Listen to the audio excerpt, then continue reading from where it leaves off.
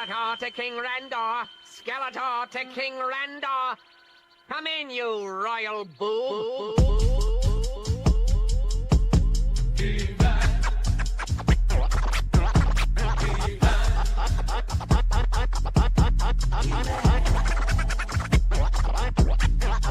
I am Adam, Prince of Eternia, defender of the secrets of Castle Grayskull. This is Cringer, my fearless friend.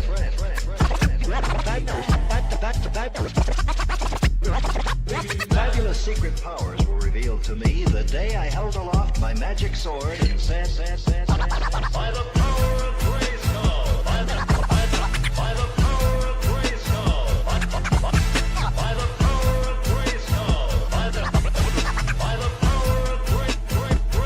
Grayskull. I have you now, you muscle-bound oaf.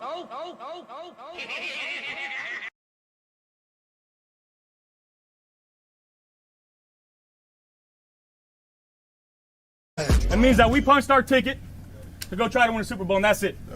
We got one game at a time, starting at 1 o'clock on Sunday. Love y'all, boys. Love you. Love you. I'll go to war with every single one of you, every game, all right? Love you, 1-7. Here we go!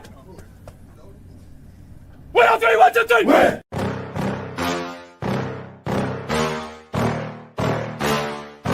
Yeah. Please tell me that I can't, that I won't, that I fail, that I'll never make it out, yeah.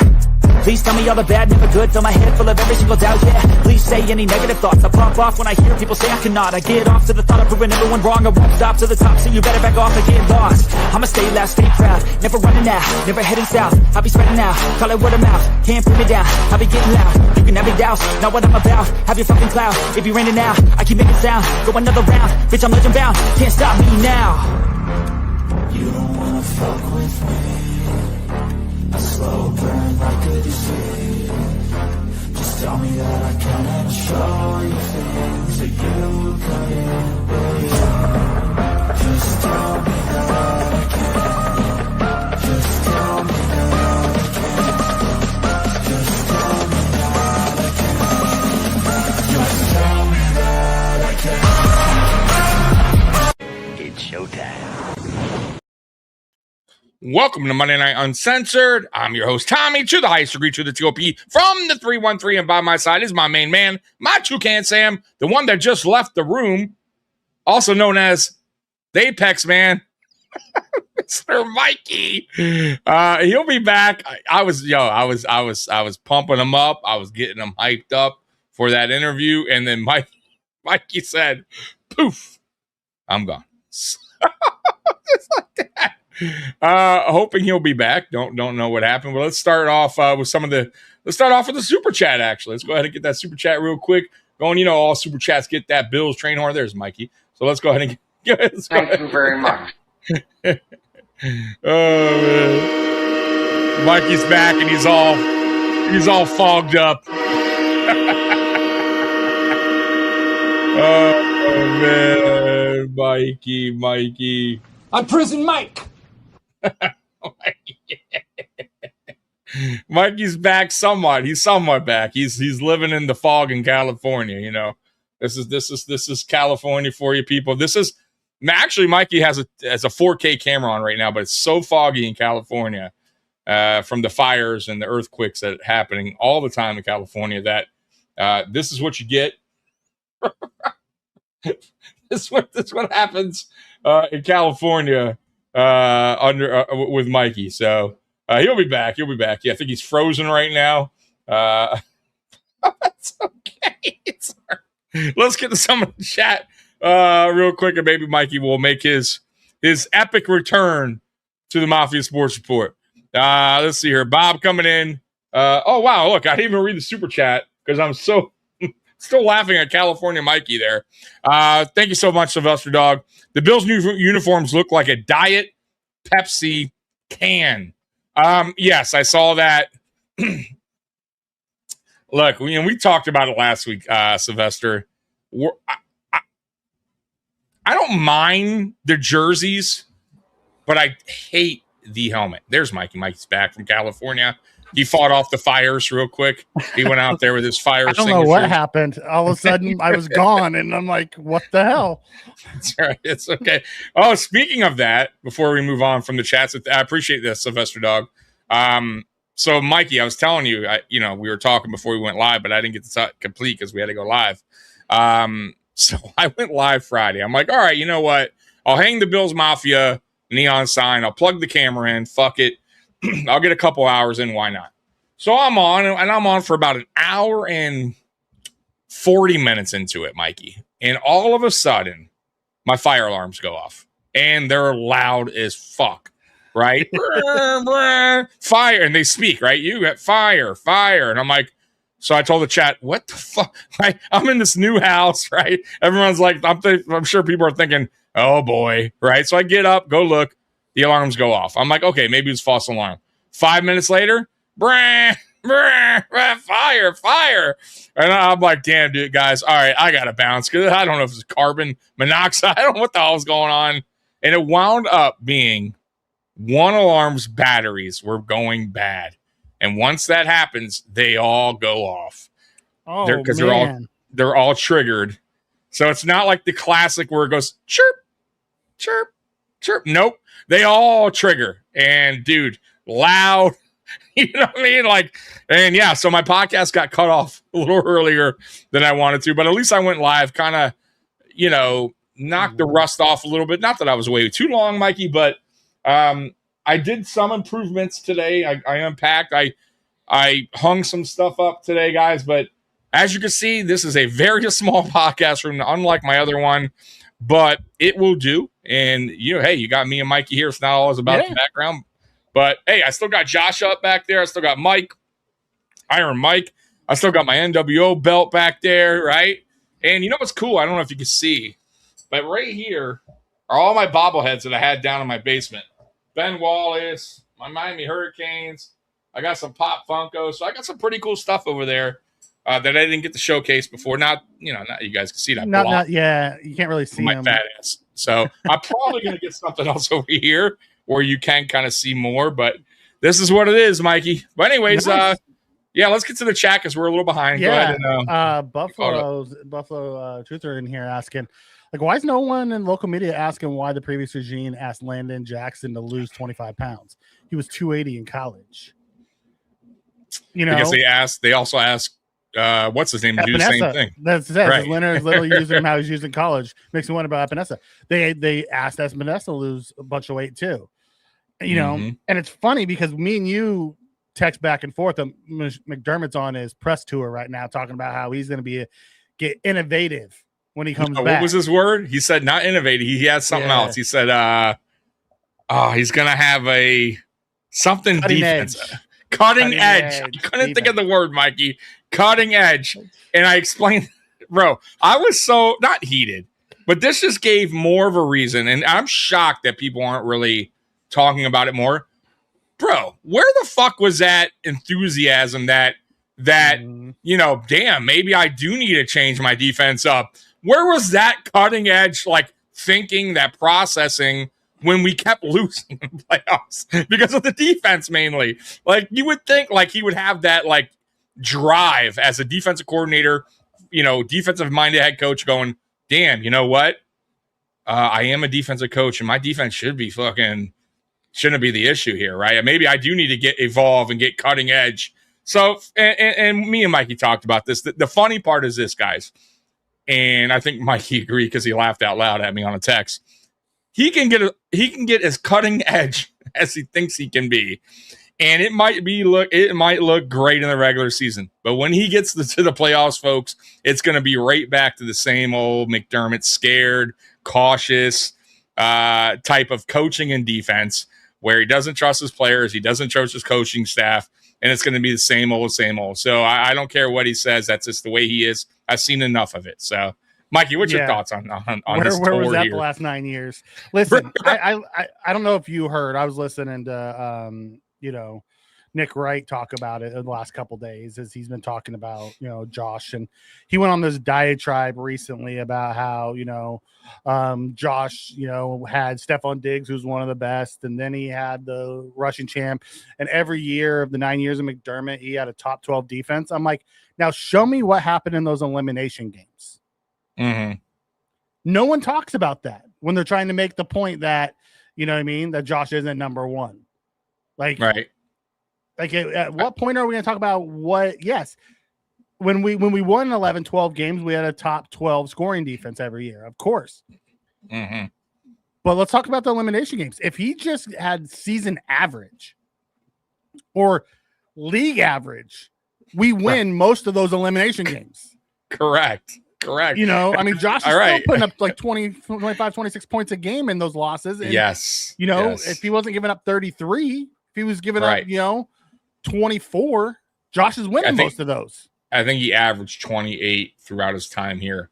And that's the good times when the defense was in the very beginning of, and we're talking 2017, because 2017 defense was really good. However, some of those players weren't on some of those were hangovers from the previous regime. So, and I'm not saying Sean didn't have a part of it, but I'm just throwing that out there. And he had a very young Poyer and Hyde for those first 3 or 4 years while the defense was going good. And those were his glue. I feel like that Mikey was his glue to the defense. Once those guys started getting older, started breaking down, it started to break and it started to crack until it was broken. And McDermott never had an answer for it.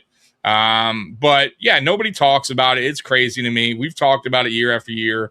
And I can't wait once again for the season to start. And it's almost here where we can finally just put that to rest. But like I said, McDermott opened this one up again with his comments about the defense and cutting edge. And it's more of a reason why he should have been fired. You know what I mean? With that kind of comment. So yeah. And Roy, it's not McDermott bashing. We're talking about McDermott's press tour he's going on right now, talking about how he's going to have a cutting edge defense. And then I got into the Nick Wright's craziness, talking about how Sean McDermott was the best thing since sliced bread. And, as a Chiefs fan, I would be happy that he was our head coach too, because he basically played that soft zone defense all the time and let quarterbacks carve us up. But Nick Wright would have been, if he was around in the Schottenheimer era, he would have been saying the same thing about Marty Schottenheimer. He would have been saying the same thing about. So like, I don't care about like what you do in the regular season. I mean, like, put it this way, guys, and we've said this a million times, and this is how I look at it. I don't know how Mikey looks at it, but for me is I was very happy when he came here and he got us out of the mud, right? He turned the organization around, and thank you very much. But eventually, like every sports fan, you want more. You expect more. You don't want to just be, hey, well, at least we're this. At least we're a playoff team. At least, like, that's a bad way of looking at sports. Like, for me, if that's how you fan, that's how you guys fan. But like Nick Wright sees it as a lot of Bills Mafia, where, it's like, well, look what he did. He got into the playoffs. Okay, yeah, it's been 9 seasons. We want a little bit more here. Not only that, right? but it's the argument of he had a top 12 scoring defense every year, and some years he had top 1, 2, 3. It's like that's great. What'd he do in elimination games? Right. That's the most important. That tells you everything you need to know. We didn't get eliminated because the offense couldn't do it. Right. Like, well, Josh had a chance at the end of every one of those games. That's great. But expecting your quarterback to be perfect all the time, Josh not putting up 30 points a game to freaking win. That's insane. That's insane. Yeah. And you're 100% right. If the defense even was average at best, even if average, a couple points less. League average, I know we do. We go to the Super Bowl at least once, right? Like, So I don't want to hear it that, about this, we got to bow down to McDermott, what he did here, and we should have done this, should have done that. Like, no. And you're going to find out real soon why McDermott's gone. I really, truly believe that. And I know some fans are going, and we'll wait and see, and that's fine. And I respect that opinion of yours, guys, the people that say that. But I feel very strongly that this change was needed. I feel like, and we're going to talk about it a little bit tonight, because I do have the the main title, Mikey, that I wanted to get into Friday with you, and I didn't get a chance to get into it because the fake fire that got started here, was there's an article written, and we'll get into it a little bit, about the shadow over Josh Allen and the decision that reshaped the Bills. And I thought it was a good article, and we'll just go over some of the quotes of the article. I obviously won't read the whole thing, but it definitely reshaped the Bills, and it definitely is a shadow over, I feel, over Josh Allen right now, as far as, getting a Super Bowl to Buffalo, right? There is that shadow that hovers him. He's talked about national, media talks about him. He's always a hot topic or a debate, right? We're talking about it right now, right? Josh still should have done it. He's the one. And he had this coach doing this, a top 10 scoring, so he's always going to have that shadow until he gets it done, I guess we'll get into it later, but we'll dive into that. But anyways, let's get to some comments and we'll get into the other. Yeah, this is wild. Buffalo Truther comes in and says Mahomes versus a non-McDermott defense in playoffs is 97.6, which is still awesome. But versus McDermott is a 126.6. Woof. Right. Yeah, that's crazy. Mark my words, if we start 2-0 convincingly, we win the whole damn thing.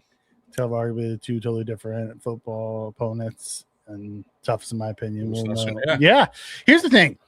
Listen, way we start in week 1 and 2 is not going to be how we finish in week 17 and 18. Yeah. We're still learning this side of defense. Our defense will get better as we go. And we have a lot of young guys that we're playing too, which is they're finally going to get reps, which is big. Yeah. If you can look at what's happened over the last week in training camp, one of two ways. One is Josh's return to his turnover prone days. Mm-hmm. Or two, our defense is forcing more turnovers and bigger plays, while still giving up big plays. Because Josh is hitting big plays. But you heard the other day at the red, white, and red and blue scrimmage, Josh had 4 turnovers in that game. Correct. Was it because what's being thrown out there, we're putting our players in better position, or was it because Josh has just turned back over into, or could it just be it's not as serious as it's a scrimmage and he's trying different things. Yeah. For me, I think it's a combination of both. I think it's a different look on defense that he's not used to.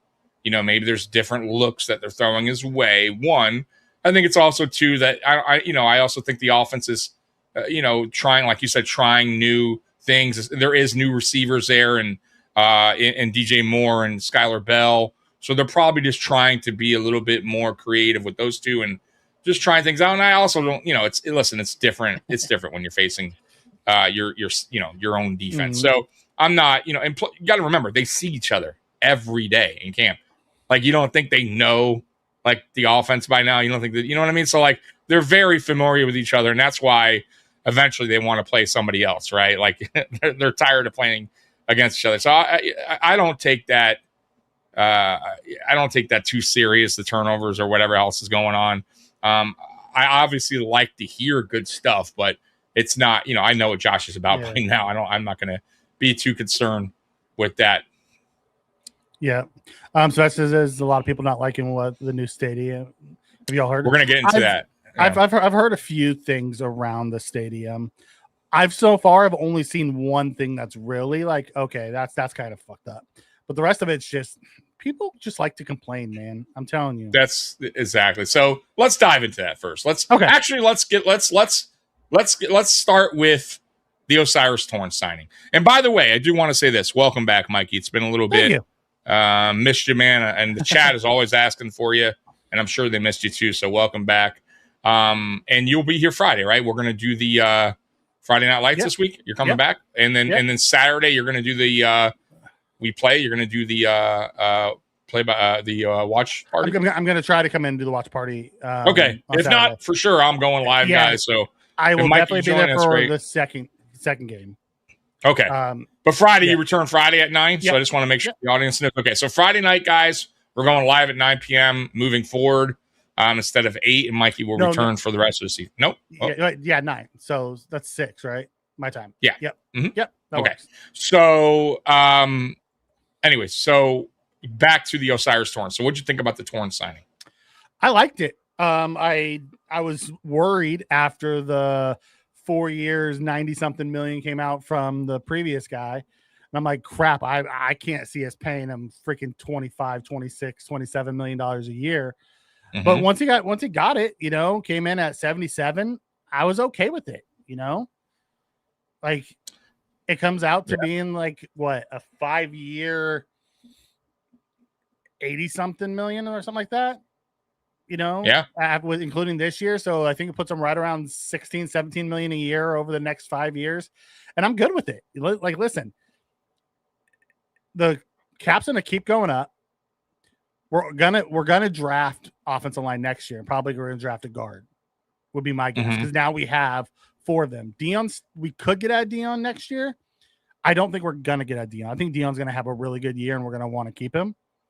So we're gonna have 4 of our 5 locked up. Listen, spending money to lock up the offensive line, I'm never going to complain about. Yeah. I was not to like to toot my horn, but I'm going to toot a little bit here. I said pretty much since the start of the offseason that Brandon Beane would get this deal done. I really felt strongly about it. I felt like it was a smart move to do from the very jump. Offensive line is so important. Once you get them in-house and they're young like that, and they're producing, for me, you cannot let those guys out the door. I get the cap. I understand all that garbage about the cap, and I talked about that Friday, Mikey. People always, I really, truly believe people get caught up way too much in the cap. And listen, these GMs, they know what they're doing for the most part. Most of them do. They're not just out there signing contracts going, oh, let me just sign this check, not knowing about the, what it's going to take and how they're going to move contracts around to make it work. Don't get caught up in what we're going to do in next offseason. I hear you guys say it all the time. We have no money. How are you going to sign this guy? And every year we wind up signing multiple deals, multiple extensions. There's always a way. The cap always goes up. I'm not saying it isn't real, but getting too caught up in it, guys, is kind of pointless. We have a good GM. He knows numbers. There's ways around There's it. always a way around it. There's always deals to kick down the road. There's always contracts to get out of. We're not going to get caught up in a fire sale. We're not the Browns. We're not signing one player to, guarantee 250 and we're just kind of fucked. So just relax on the cap talk. Now back to Torrance. I thought it was a great deal, to be honest with you, slightly under 20. If you look at somebody got paid right after him, right before him too. Yeah, and then right after the next day, the Titans guard got paid like 20 something million. What made him the highest guard. So I'm not gonna lie. Yeah, go ahead. I'm not gonna lie. Torrance is better than both the guards that were signed with more money. Yeah, I actually got an article here of the Torrance thing. I'll pop up real quick because they give you a little bit of a breakdown of the guard situation. So says more evidence shows Bills beat guard market with Osiris Torrance contract. I think that's where you're going with this, Mikey's. Right. So it says Titans standout Peter Skronsky scored a record-setting deal, 25 million AAV for his position. And then it says comparing the deals, Torrance was not in line to reset the guard market the way Skronsky did, but he sure did earn himself a favorable deal, ranking 8th in the league in guard AAV, 19.6 and 9th in total contract. He's set up to be one of the top paid guards in the NFL for the foreseeable future. The two players are now locked up through 2030 concerning their play and their ages. Both deals make sense from team investment standpoints. Torrance is 26, super young, and will be turning 27 during the NFL postseason. He started 50 of his 51 games. Very important, and I said this on Friday, Mikey. The dude doesn't miss games, right? He produces, doesn't miss time. He helping clear the way for the Russian champ and James Cook, which is very true. He's a great run blocker. Skronsky, who turned 25 this summer, has not had as much team success in his career, but he's coming off 2025, in which he rated 6th highest guard with grade of 79. Comparing the players, but that's PFF. No, I know. I'm just going by what this. Yeah. Yeah. And I'll finish and we'll let you talk. It says through the 2025 season, Torrance 2023 all rookie team selection is the only accolade between the two. But Scornsy's strong 2020 campaign, according to PFF, and you're right, I'm not like totally sold on PFF, is greater than any season Torrance has recorded this far. Torrance has stayed in the same range of grades in his 3 seasons, but his best season was 2025, posting an overall grade of 59.8. He showed to be a capable pass protector, earning a pass blocking grade of 64, 32nd in the league. But the second highest on that list was Skornsky with the grade of 84.5. He also notched a running back grade of 73.2. Above all, both players are massive presence in the trenches for their respectable franchises. Even Skornsky looks like the better player on paper, but that does not diminish Torrance's value as internal starter for a championship contender like Buffalo. So go ahead, Mikey. Yeah, they can have him for the $25 million. I'll take my guy. If he hits free agency, he's getting $25 million. Or damn close to it. Yeah. If the fact that Bean got him for the price that he got him, and I know people are in here saying that WGR was saying it's a terrible signing. I don't give a fuck what WGR says. WGR is always, I don't care. I don't care. People are like, oh yeah, Brasky's like another mid-tier signing. Dude, you sign the guys that take care of your quarterback. Did you hear how the guys talked about him when he got his money? Yeah. I don't want to hear anything about it. At the end of the day, you sign the guys that need to be paid. You draft, you develop, you resign. Not only that, can kick rocks. Exactly. And not only that, right? And what these people are missing and fail to miss, games are won in the trenches. You got teams like the Rams that are building these great defensive lines, right? And Aaron Donald's probably coming back, and you got Myles Garrett, and you got other teams too with really good. Byron Young. You need need a capable offensive line to hold those guys back, or at least do a solid job enough where your quarterback and running back can actually produce, right? Mm-hmm. If you don't have that, you're gonna be bad in the NFL. Games are won in the trenches. If you notice our running game, how much improved it got since Spencer Brown became, got better and hurt, got his back better and got work with Cromer. When we got Osiris Torrance, Deion Dawkins has been capable, obviously one of the better tackles in the NFL for a while. McGovern. You do not want to play musical chairs again. You want to lock your guys up. You want to get continuity on that line. And that's exactly what they're doing, guys. So this is not a bad signing. This is a great signing. And once again, a guy that is on the field. He's not missing games. He's producing, and he's only getting better, right? So I don't get the whole bad signing thing. Yeah, Pitzer, the offensive line, he did get wrecked last year. Some of it was on Josh. Some of it was on the scheme and how we ran things. Some of it was on the offensive line. But if you go back and look, not a whole lot of that was on Torrance. Torrance gave up, 3 sacks last year?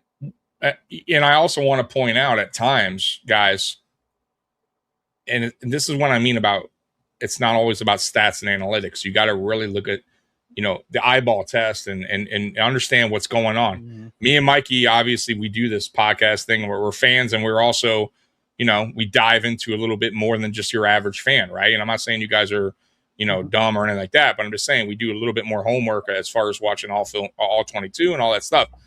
Josh last year and over the past 2 years has held the ball a little bit longer waiting for receivers to get open, right? Which generally you only have so much time in the pocket.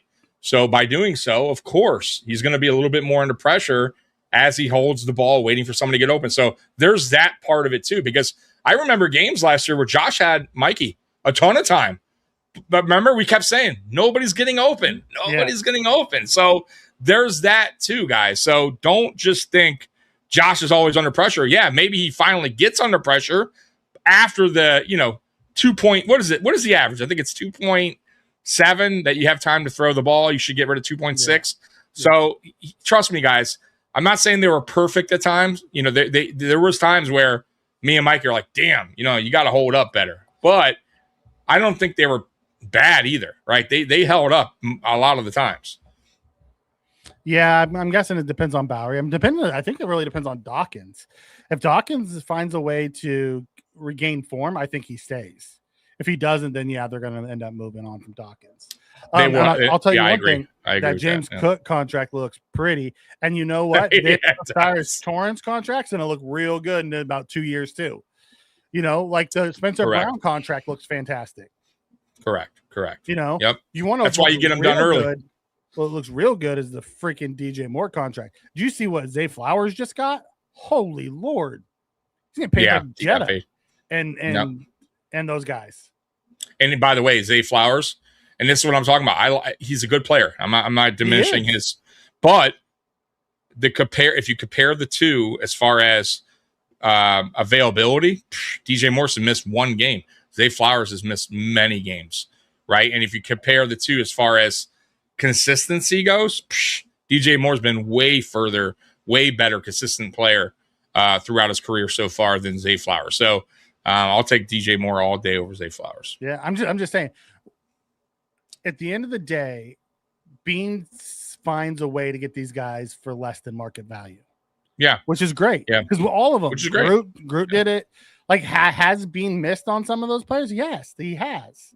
You know, let's see what Bernard looks like this year under Jim Leonard, and what Groot looks like under Jim Leonard, and those type of things. So we'll have a better feeling for how his last set of signings, looked compared to what it is now.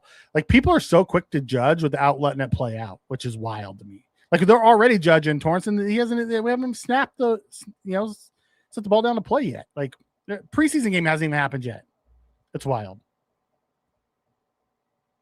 I don't know where Tommy went. I don't know if it's me or if it's Tommy. If anybody can hear me in the chat, put something in there because I don't know if Tommy's frozen or if it was me.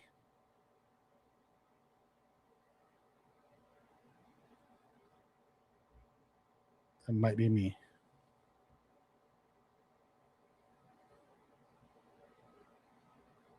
Oh, I'm good. Okay.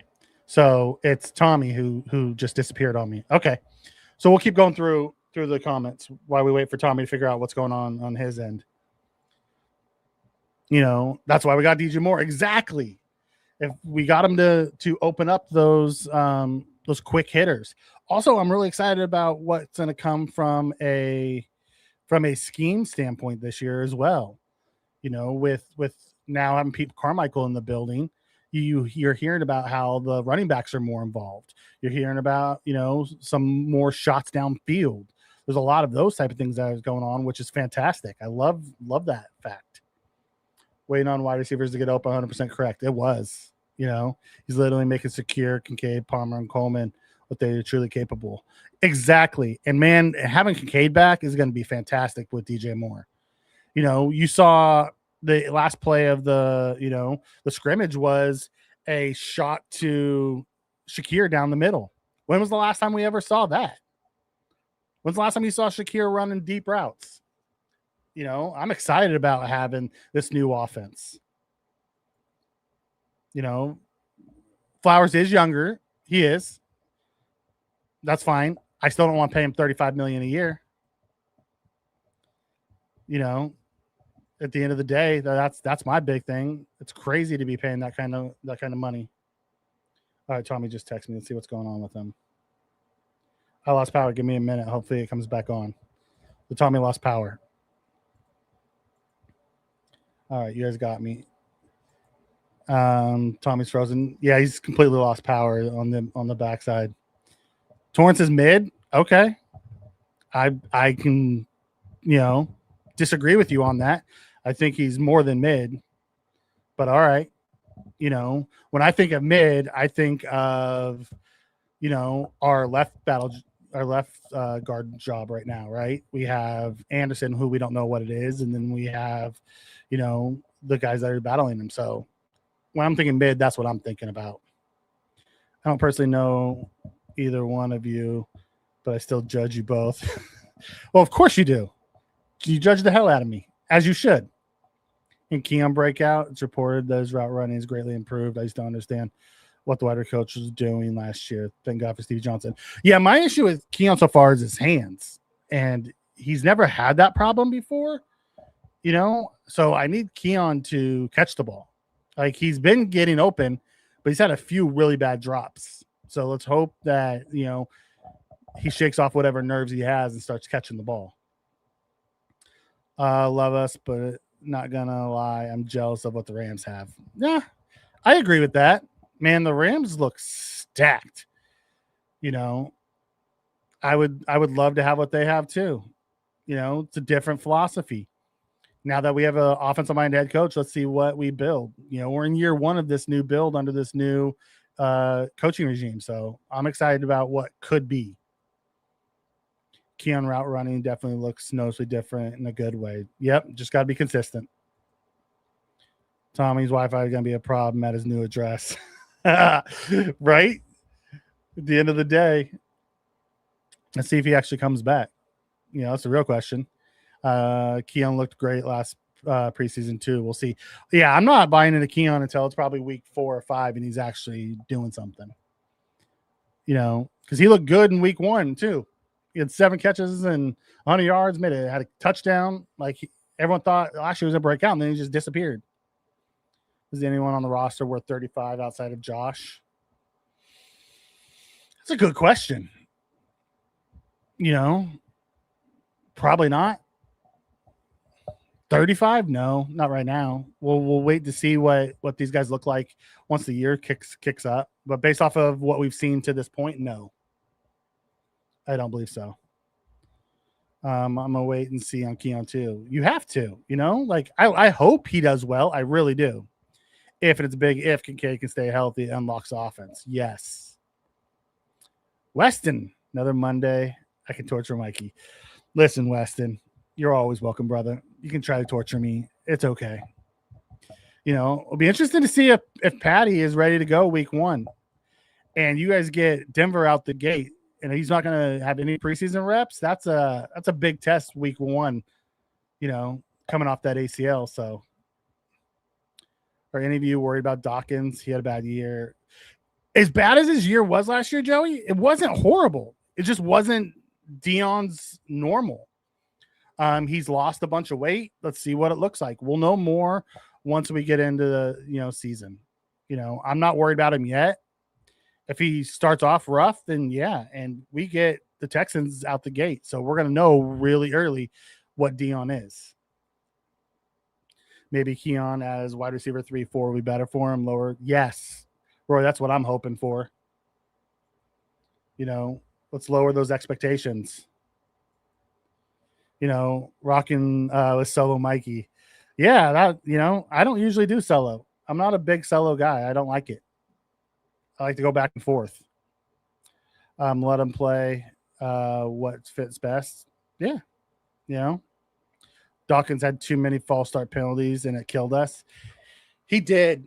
And it wasn't just that. He would quit on plays. And just, as Josh would keep things alive, as Josh does, he would just stop. And I never understood that. Let me check out Tommy.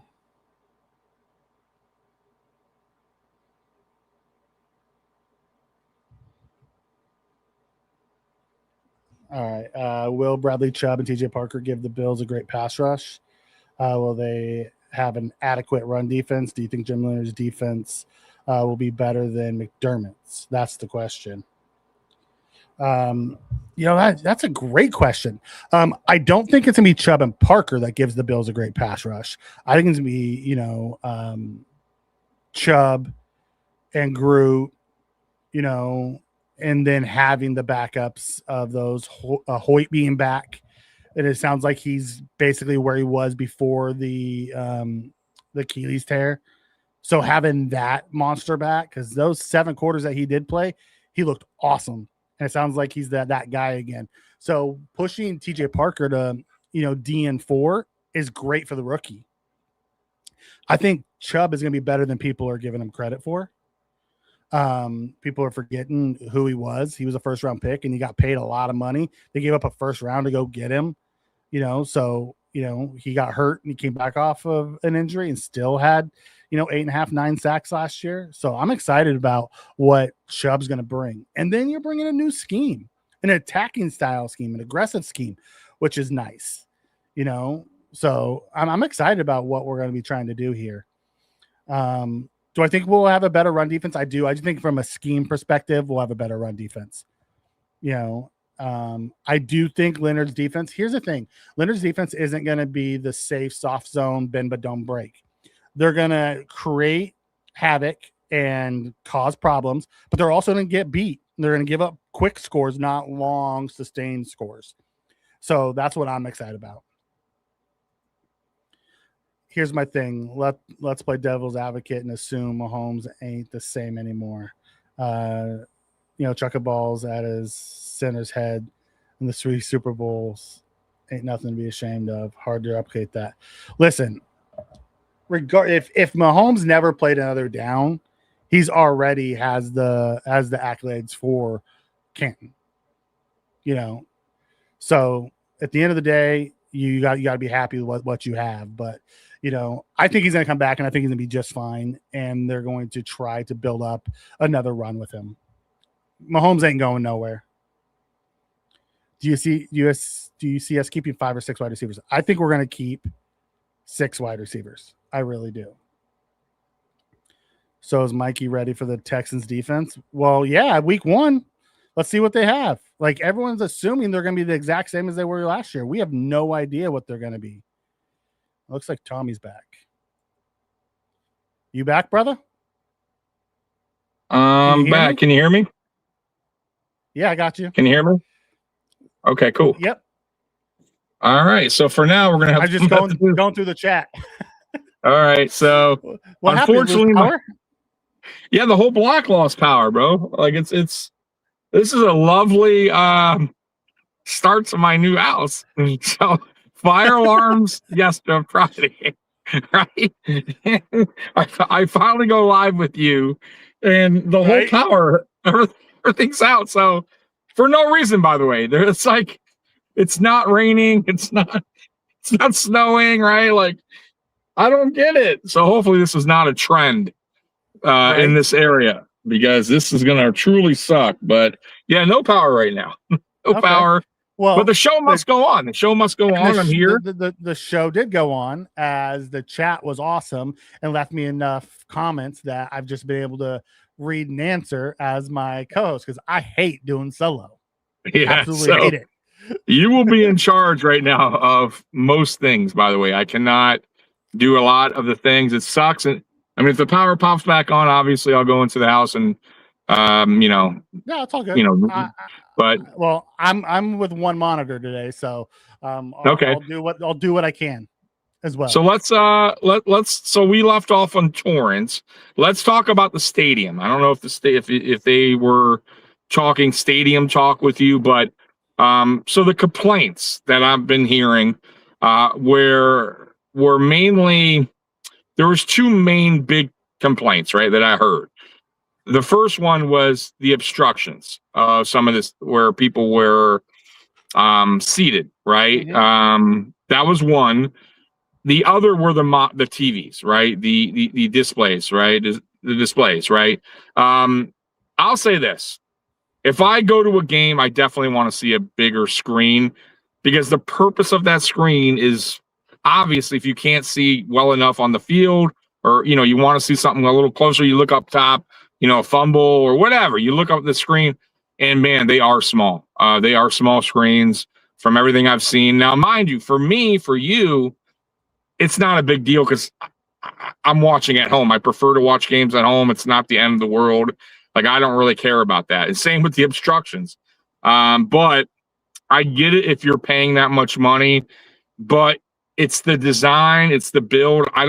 I'll say this about the TVs or whatever you call them, the displays. I think in time they can change those out and figure a way to improve those and make them bigger. There's probably they'll figure something out. But as far as the obstructions go, Mikey, every stadium has those, and it's 60,000, I believe, seats there. Look, you're going to have a few, unfortunately, that are like that. So it is what it is. Now, the one thing I did hear, and I don't know if it's accurate or not, but I heard it on CBS. I forget the guy's name, Mikey. Not Sims, but the dude that works alongside of him. Florio? Yes, Mike Florio. He said that some fans were shown different views in that area where the obstruction was, and it did not show an obstruction. See, I heard different. I heard that some fans were shown the obstructions, and the Bills had told them that, you know, that won't be a problem. You know, that's just based off of this rendering. You won't have that, and then that's what it was. Got you. Okay, so let me just walk you two things. The first one, the videos, the scoreboards. I heard one of them, yes, is small. The other ones are pretty freaking big, is from what I've heard. People are just complaining based off of the one small one. There's a lot of really big ones there. Like, it's not like it's, you know, a really tiny things. And they have monitors all throughout everywhere that people can watch it if they want to watch it. You know, I've listened to it, and, you know, it's just people are gonna nitpick. It's like people buying a new house, go through and say, oh, well, this wasn't done. Everyone I've actually listened to that's come on and talked about it has talked about how awesome the stadium is. And you're gonna have these little things. Would I be mad if that obstruction was in my view? Yeah. But is there ways around it not being obstructed? Yes. Also, one of the biggest complaints on the obstructions is the standing room only area that people are mad about. Like, what are we talking about here? Yeah, I'm with you. Listen, you can nitpick anything. You could find a reason to. There's going to always be something that somebody doesn't like, or, you know, I get that. Even the best, you know, I was saying this the other day. Even like the greatest movie that I may say, somebody will find something to hate about it, right? Or go, oh well, you know, they used that car in that time setting isn't, you know, that car wasn't around in that. So, like, there's always someone, you know, out there that's, like you said, nitpicking or looking for a way to, like, hate, or not even hate, just be unhappy about something, right? So, but once again, look, it's I feel like people maybe had high expectations, and maybe some people are a little, you know, disappointed. But I'll also say this. It was a scrimmage. I don't feel like the Bills, I don't feel like that's all they're going to, like, I don't think the stadium's complete yet. And I think they even said that. Like, there's some areas and things are working on still. You know what I mean? Like, some people were saying, like, there wasn't a lot of concessions.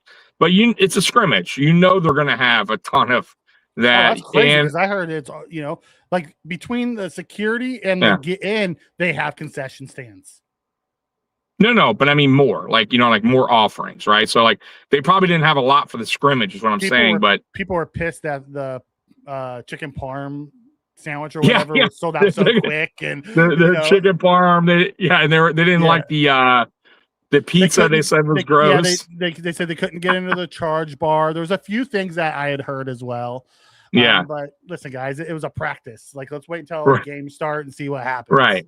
And look, it's still, at the end of the day, there's going to be things you probably don't like, and that's normal. Like, I don't like my power being out right now. That kind of sucks. Yeah, I get that. And at the end of the day, also, if you don't want to renew your season tickets, don't. Exactly. Yeah, it is what it is, man. And, you know, hopefully, though, I will say this. I did see an article, and I went to, obviously I can't pull it up now because I'm not in the house because no power, but I did see Pagula did say they're going to have a meeting about the fans' reaction, good and bad, about, you know, the stadium and all that stuff. So, look, they take that stuff serious, I'm sure. I'm sure they're going to correct whatever they can correct. But those obstructions and stuff like that, it is what, bro. I mean, you know, it's 60,000 seats. You're going to have a couple that aren't the best seats in the house, is what I'm trying to say. So it is what it is. Sorry for those fans that have to sit by the pole or whatever, you know, obstruction that is, or, you know, the clear. I think there was one viewing of. Yeah, exactly. It is what it is. Yeah, just don't renew, or somebody will buy the seat. Believe it or not, somebody will buy that seat if you don't. So. But for me, look, I'm cool with it. I think it looks awesome. I can't wait to see it on game day, though.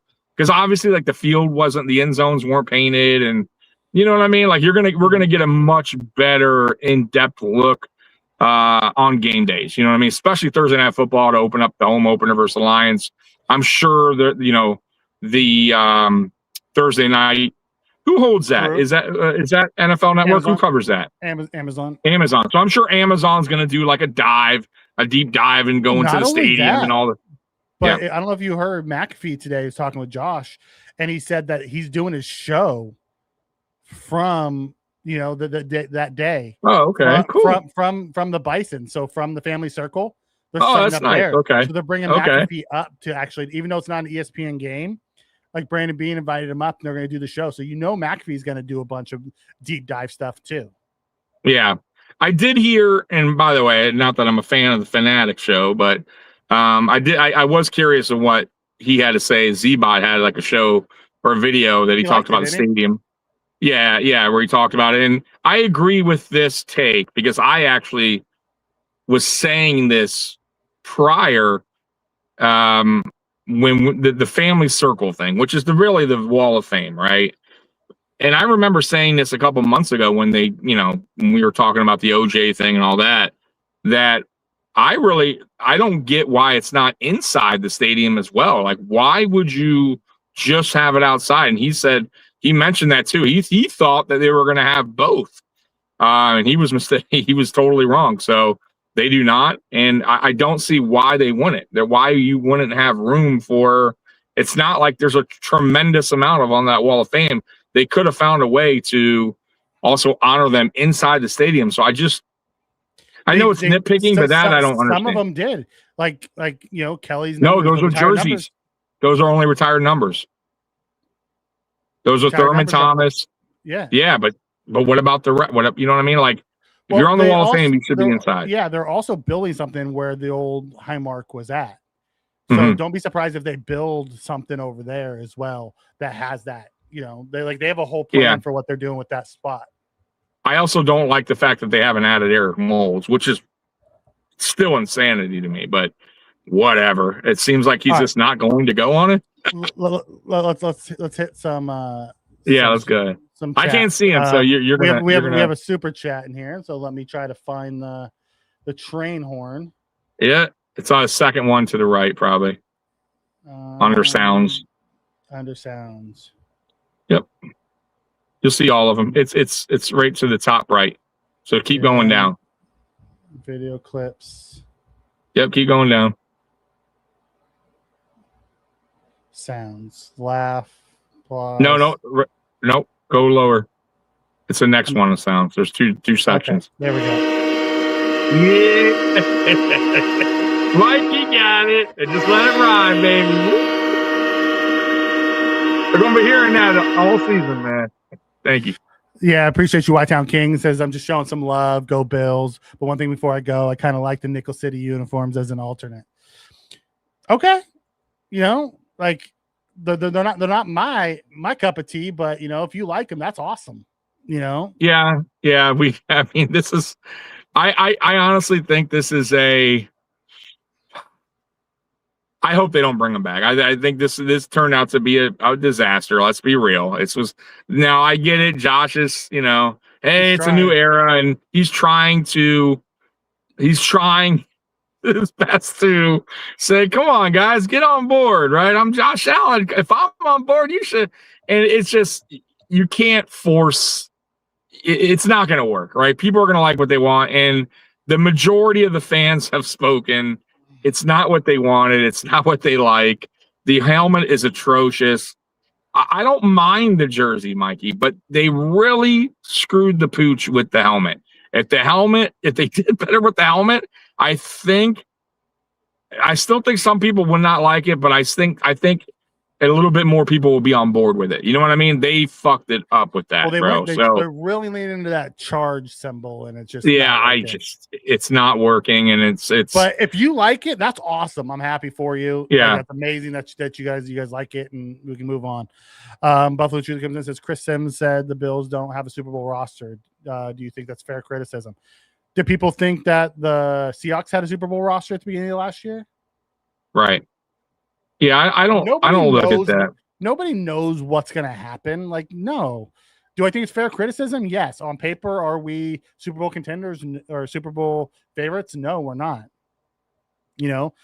But no one knows how the team comes together. Like last year, no one thought the Seahawks had a Super Bowl roster. I didn't even think of them as a playoffs.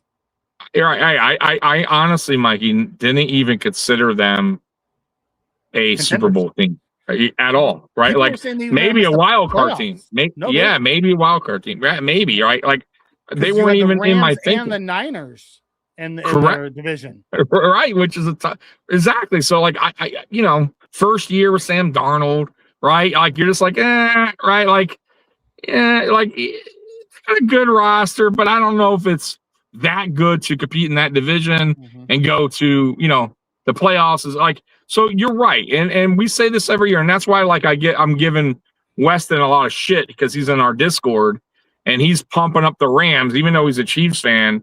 Every chance he gets, he's hyping them up, calling them the greatest team on whatever you want to call them. They're going to be great and Super Bowl champions. Like, I don't crown anyone until they when they achieve it, we'll crown them.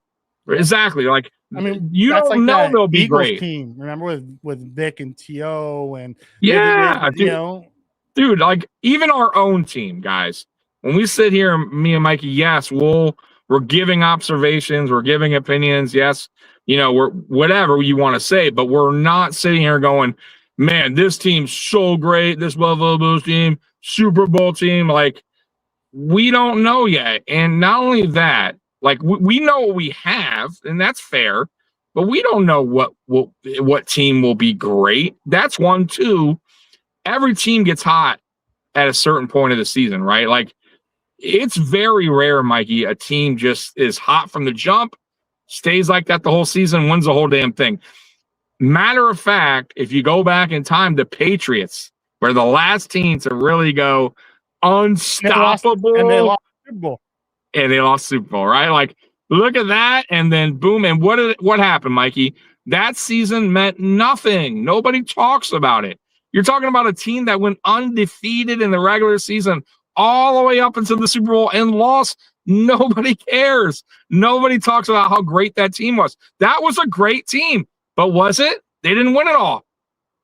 Yeah. So no. So like at the end of the day, it's about getting hot towards the end of the season, going to playoffs, and that's it. The question is it a fair criticism? Sure, but I don't read into that. I don't either. Yeah. Never been to a game, but if I paid all that money and was told there was going to be no obstruction, I'd be pissed. And they do. That's when we first started, I said there was one that I really believed was legit. Power's on. The legit one. All right, my power's on. Okay, I got something to read, so I'll meet you inside. All right, so go with them and give me about 5 minutes if you can. All right. Later. I agree, Roy. I believe they do have every right to be pissed, especially if they were told that it wouldn't be there. People were talking about not having LED ribbon screens on all levels of the concourse. It's an easy ad, like painting a gray concrete blue, and it's not an issue in the future. People got to touch grass. Yeah, I guess, there's a rendering. Was it in the rendering and then it didn't show up there? People just want likes on social media. I can see that too. I can't get actual confirmation and actual seats and views are obstructed, but regardless, aren't all stadiums have small issues with vision? Yeah. Like listen, if I was showed, as one of the guests had talked about it, if I was truly showed that my seat had the obstruction and I asked about it and they said, don't worry about it, it's not going to be like that, then it was like that, you have every right to be pissed off. The chicken parm, like that was a complaint. People were pissed about them not having enough of it. What color do you guys want the end zones? I prefer blue, but if we go back to red, just not nickel gray. I prefer the blue. I like the blue. I hope they stay the blue. I like that. People should Google the scoreboards. I had them in the early 90s at Rich.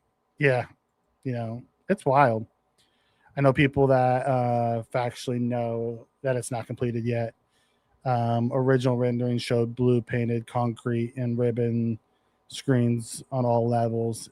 It's enough ready for the season. But yeah, they talked about that, Richie, at length, that it was gonna, they weren't gonna be ready. They would have it where they could play football, but there's a lot of like little, decor things that they had to do to finish it up. A lot of finishing touches. That's probably gonna be one of them.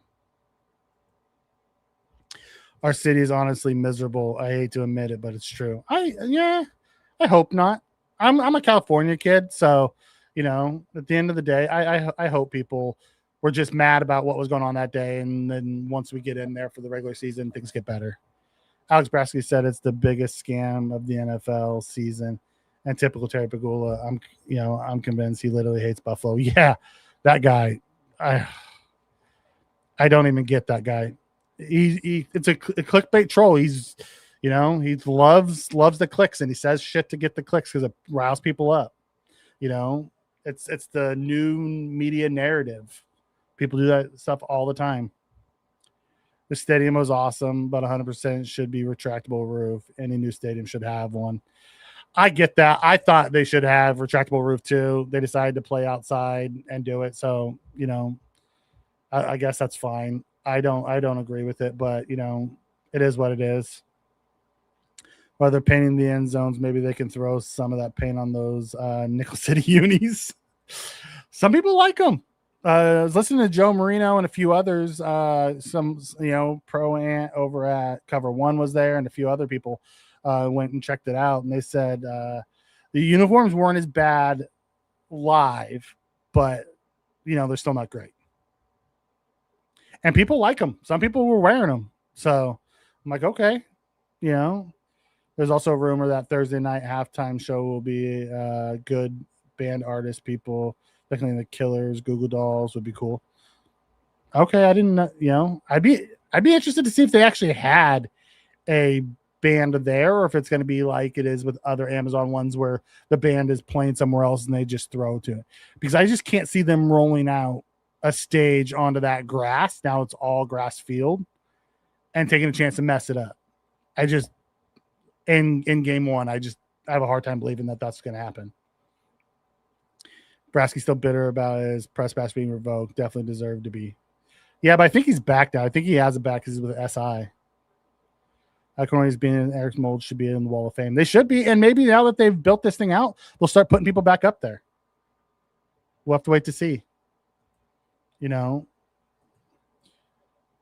Okay, let's keep going through. That train horn gives me trauma. Reminds me of McDermott's third down defense. I'm sorry about that. The uniforms are horrible in person. Oh, wow. Okay. I wasn't a fan of them, but, at the end of the day, it is what it is. Josh is so full of BS about the uniforms. Josh is the guy who's not going to ruffle feathers. He's the good corporate citizen. He's going to try to push what they want. That's just who he is. The helmet is horrible. The uniform is just plain, just bad. Yeah, the helmets are just god awful. I'm not a fan. That's a great point. Who were the great stars on the Seahawks or the Pats last year? Probably Smith and Njigba. But Smith and Njigba wasn't that early in the year either. They knew because you have to remember they traded DK in the offseason. This was JSN's first real year as the number one, and he just exploded. And no one talked about that defense, and then that was the only thing they could talk about once the season started. So I don't buy into all that other stuff. It is what it is.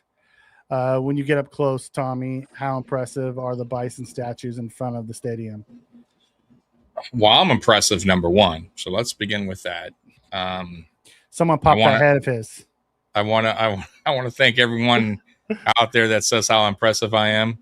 I do realize that. I want to pat myself on the back for being very impressive. But anyways, the bison. Impressive or impressionable? Very different. Oh my God! Bills would win the Super Bowl, and we were juggernauts. Yeah, you're right, Buffalo Truther.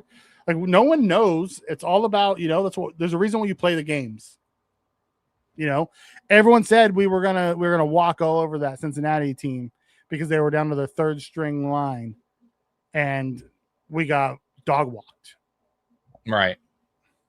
So just a heads up, Mikey. I do have stuff planned tonight, so I do want to get into some of the things that's on tap tonight. And then if we run out of time, if we're cutting it, then obviously some things we won't get into. But we can move to Friday. Yeah. If we run out of time, so let me tell you what's on tap, guys, for tonight. Obviously, we're getting into the Josh Allen talk and what this move means for the Buffalo Bills as far as the new coaching staff and how I feel this will play a big part of bringing a Super Bowl to Buffalo. That's one. That's the main topic for tonight, Mikey. The others, Bleacher Report put the most stacked teams entering the 2026 season. I thought that was pretty cool. We'll go over that. Explaining the NFL's new rule change for replay challenges, which we don't even need to go through that. So just basically real quick, Mikey, I don't know if you heard about this, but it's not just a coach now that's allowed to challenge. They can assign somebody. They have to tell the officials before the game starts which person can throw the challenge flag in that game, and they're allowed to do that. So just a heads up. Is it called the Joe Brady rule? right. So that is a new rule. Every rule change that gets made, everyone just assumes it's because the Buffalo Bills wanted it. Yeah. And there is this cool article that ESPN did. I don't know if you heard about it. It's a week old, but I haven't gone through it yet. 2026 NFL season, future Hall of Famers from all 32 teams. That's something cool we'll go over. 10 most interesting recent NFL contract extensions. 4 Bills offensive players whose stock is rising entering the first preseason game. And then the last thing is 3 takeaways from the Bills red and blue practice. So that's what's on tap tonight. All right, let's get started. We're caught up in here. Okay, so let's start with. I guess we'll start with the Josh Allen talk. That's good to know, Pitzer. Thank you. That there were only a few nickel cities that he saw. Okay. I was listening to Joe Marino talk about it, and he said he saw some too. So we'll get into. Let's start with the title. I guess we'll dive right into that. So I'm not going to read the whole thing. Obviously, if you guys want to, it's right here, Yahoo Sports. You guys can go over there and read the whole thing. But I'm going to read some quotes from the article and get kind of Mikey's opinion on the whole thing. So okay. So right here it says, so obviously Pagulas, we'll read that, and this is old, but we'll start off with that. My decision to bring in a new coach was based on the results of the game in Denver. Pagula said, I believe there's a little bit more to it, but whatever. It was where does the leadership of the team on the field and in the locker room, where do we go from that moment? Another playoff failure. That's why I decided Sean had to leave. Yikes. Okay. So, and then Allen, right? They said Allen still carries the weight of that decision. He says, when asked recently about his role in the aftermath, he admitted, I think about that all the time. There are certain plays throughout the game. And that's going to be every game where you're like, I could have done more. And I always feel like I can do more. I want to point out, he said this about Ken Dorsey as well. Okay. And he's a good guy. He doesn't want to get people fired, and he does hold the weight of that. Right. And I do believe that in him. Now on Joe Brady, I can honestly say Joe went out there and earned it. Allen said the way that he interviewed, how hard he works as a coach, and the success we've had on offense over the last few years, he earned it. And then it says, I've been here for 10 years and know that if we don't win, guys are not just going to be around forever. Bills 5-time Pro Bowl left tackle Deion Dawkins said, this is on the top of my mind. Like, bro, I want to win because I want to stay in Buffalo. I don't want to move. So yes, it's do or die. Welcome Joe Brady and get all the missiles flying. We need to hit all the targets. So what's your thoughts on the whole thing? I've heard about this article. I heard what Josh said. I've listened to a couple different media. I think Ty Dunn probably touches on it the best. I don't know if you saw Ty Dunn and Colin were on a pod. Ty Dunn went to his show recently and talked about it. He said, listen, everything that Ty Dunn has heard, and from within the building sources that he had, talked about how McDermott and Josh didn't have the best relationship. Like, Josh is a loyal dude. Like, he grew up. He's not going to cause problems. Yeah. Was he upset at the end? Yeah. Did he feel like he cost his team? Yeah, he did. He had 4 turnovers. That's not normally how he plays. Now, some of them weren't all on him, but it is what it is, right? He still had chances and they didn't succeed. Josh Allen didn't want to be in on the coaching search. Like Bean and Pagula had to talk him into doing it because he wanted to say it, because that's not who Josh is. He's not the type that's gonna, throw his weight around saying, I want this, I want that. We've talked about this ad nauseum. Sometimes I wish he would do that more. Right. I wish he would be a little bit more of an asshole about things and, demand certain things. It's just not funny you say that. Sorry to cut you off. Funny you say that though, Mike. There was an article today that they're saying the opposite, that he is throwing his weight around. Did you hear about that? Mm-mm.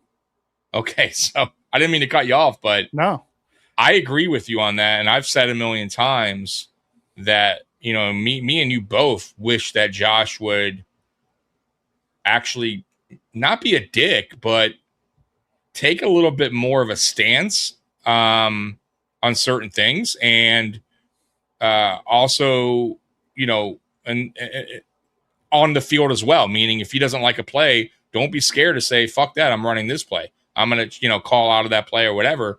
But yeah, there's a recent article, or actually not even an article. It was a video clip. I forget who it was. It was 2 guys. Dan Mitchell talked about it, a few other people. It was on Twitter, but it's I forget the guys' names. 2 guys.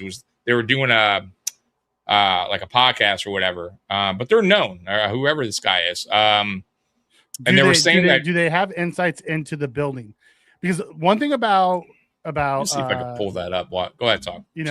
One thing about him that he has sources inside the building, because you got all the crap about McDermott and the all the stuff. Ty Dunn. Oh, I found it. All right, so we're gonna play this. Okay, we're gonna play this. I want your feelings about this. This way, now Built in Buffalo made it seem like it was like Josh's and who does Built in and who, and I like Dave, but who's giving Built in Buffalo this information? Well, no, this is all right here. I'm going to show you. This is so he's going off this clip.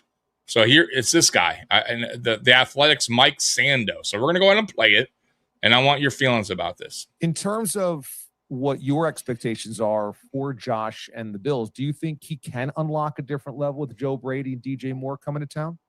I mean, I think he can, but I don't think that I feel so good about it that I'm going to necessarily bet on it happening. I think there's a wider range of outcomes. Look, they're going to be good. Josh Allen's going to make them good, but within that, like the greatness, or is it too much of a good thing when your play caller goes from kind of being your confidant and maybe a little bit more of a friend than the head coach could be, to now going into that head coaching job? I think that is a interesting transition to make, when clearly before with Sean McDermott, he was in charge, also a defensive pedigree. I'm sure he went along with a lot of stuff that Josh Allen wanted to do, but there was a little bit more of a check and balance there, I think. And so now, what does it mean? Is Josh Allen more empowered? I've heard whispers and people complaining a little bit in the league about the fact that Josh Allen gets to kind of do the pass protections how he wants them. I think that's been a little bit of a source of frustration. But isn't that normal for all the top quarterbacks? I don't get that. Is that a good or a bad thing? Within the league, not within the building, within the league. Not much about Josh Allen. I think we know he's going to be a star. Just as you try to get over the top, are these fine-tune changes good? It's funny that they say that. Because what do you think about that? Listen to Ty Dunn talk. Ty Dunn said, listen, if Josh Allen got what Josh Allen wanted, Brian Daboll would be our head coach. That was Josh's guy. Right. Like, I listen. Truly making the decision. He loves Joe Brady. Don't get me wrong. But Daboll is like a father figure to him. Yeah, so Daboll would have been the guy. Yeah. If Josh was making the decision, like Daboll would have been the guy. Daboll would have never left the building if it was up to Josh from the get, right? Mm-hmm. If he could have fired, if he had to say Sean or Daboll as head coach, let's say that Pagula brung him that scenario, I promise you, right? Sean would have been out years ago, and Daboll would have been our head coach. He never would have went to New York. Correct. So, I don't buy into that. Now, look, do star quarterbacks get a little bit more say in certain things? Do the GM and head coach ask his opinion more about certain things compared to? Of course, you don't think Peyton Manning got that treatment? You don't think people are mad because Aaron Rodgers didn't get that treatment? That's why people are pissed. Oh, well, Aaron Rodgers didn't get. There's a lot of star quarterbacks, by the way. Years past, Lamar got it. Lamar gets it. Pat gets it. Yeah. You know, Stafford gets it. Like at this point in today's NFL, those star quarterbacks get more of a say than they have in the past. Why? Because they're the face of your freaking franchise. Correct. You know? Correct. And yeah, exactly. And you do want to keep them in house. You want to keep them happy. The last thing you want to do is do something that your quarterbacks really don't like and pissed. Yeah, exactly. You know, exactly. Especially in Buffalo, where he is the centerpiece that's dragging the wagon. You know, he's the horse that drags the wagon. Now, does he have people around him? Yes, he does. You know, is he doing it all by himself? No, he's not. But you know, at the end of the day, that guy, if that guy wasn't on our team, we're not winning 11, 12 games a year. We're just not. No, we are the greatest touchdown machine that the NFL has ever produced.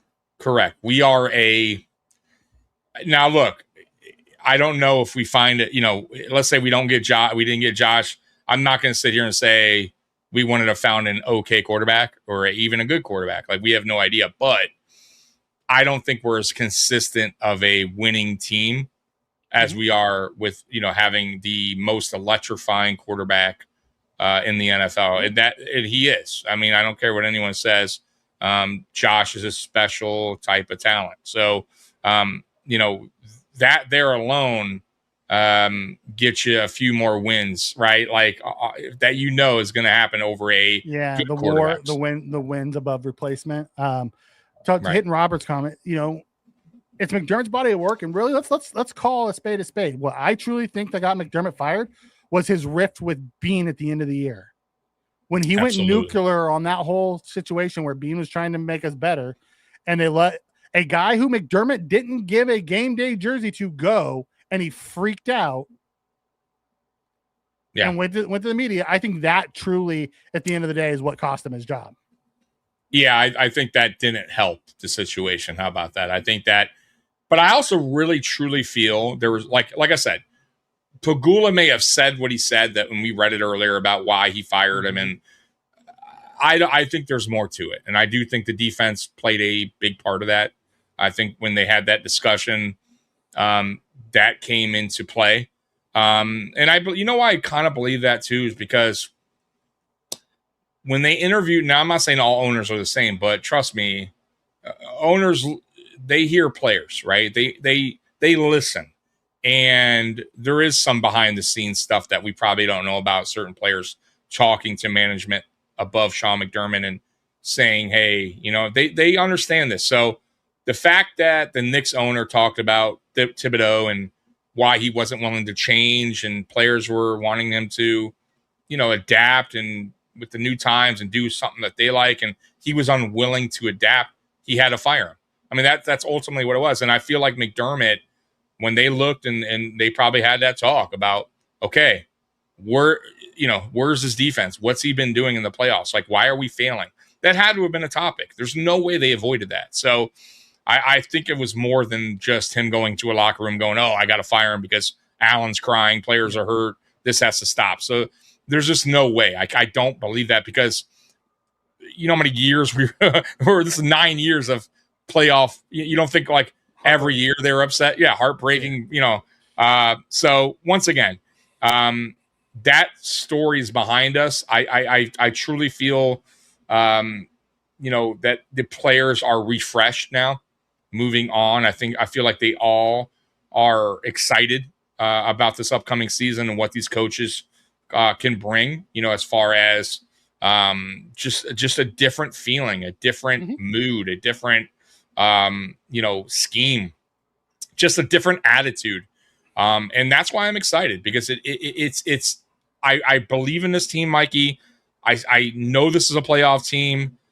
We just need to figure out what was preventing us from getting to the ultimate spot, which is the Super Bowl. And I feel like this is it. I feel like this was a major factor on why we never went and he's out of the building. So we'll find out. Time will tell, right? Time will tell. But I'm excited. I am excited. And Chewy, I don't care if Josh needs to do that and he wins the Super Bowl, so be it. You know, if he doesn't do that and we win the Super Bowl, so be it. I don't care. Do whatever we have to do. But at the end of the day, I don't believe Josh is the reason we haven't been to the Super Bowl. I don't either. I always say this, Mikey, and I challenge people. Do you really feel like in the 9-year run since Josh Allen's been here, we never had a Super Bowl team? Like you don't think we should have been to at least one Super Bowl? I don't buy that. No, yeah. Buffalo Truth says based on Allen's status, it's hard to admit, but we've underachieved his team. We should have been to a couple Super Bowls. Exactly. Like I can you honestly say Josh has been our biggest problem in all of our playoff losses? No. I look, and we're honest. Yeah. If we had, say you had Patrick Mahomes, say you had Justin Herbert, say you had, do you think we would have won one of those games that we lost? Right. Well, no, because that's not what let us down. Even if we had Patrick Mahomes, I'll say this, and we're honest as hell on this channel, right? Whether you agree with us or not, at least with their own feelings.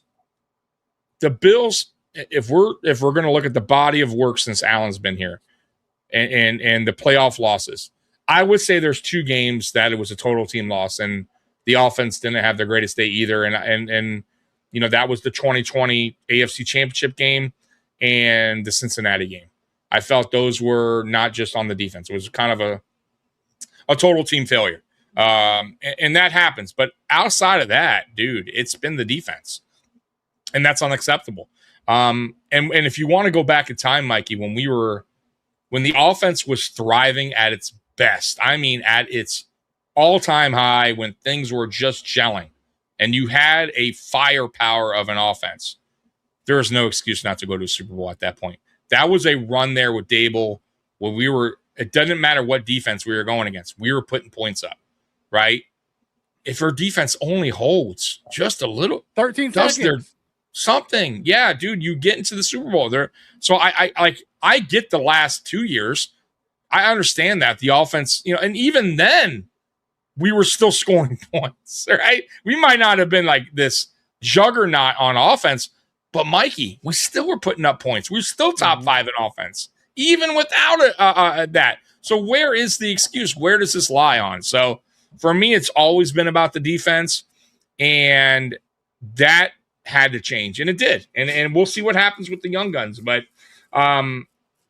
yeah. So Mikey, are we caught up with the chat? Because I got some other stuff. Two things.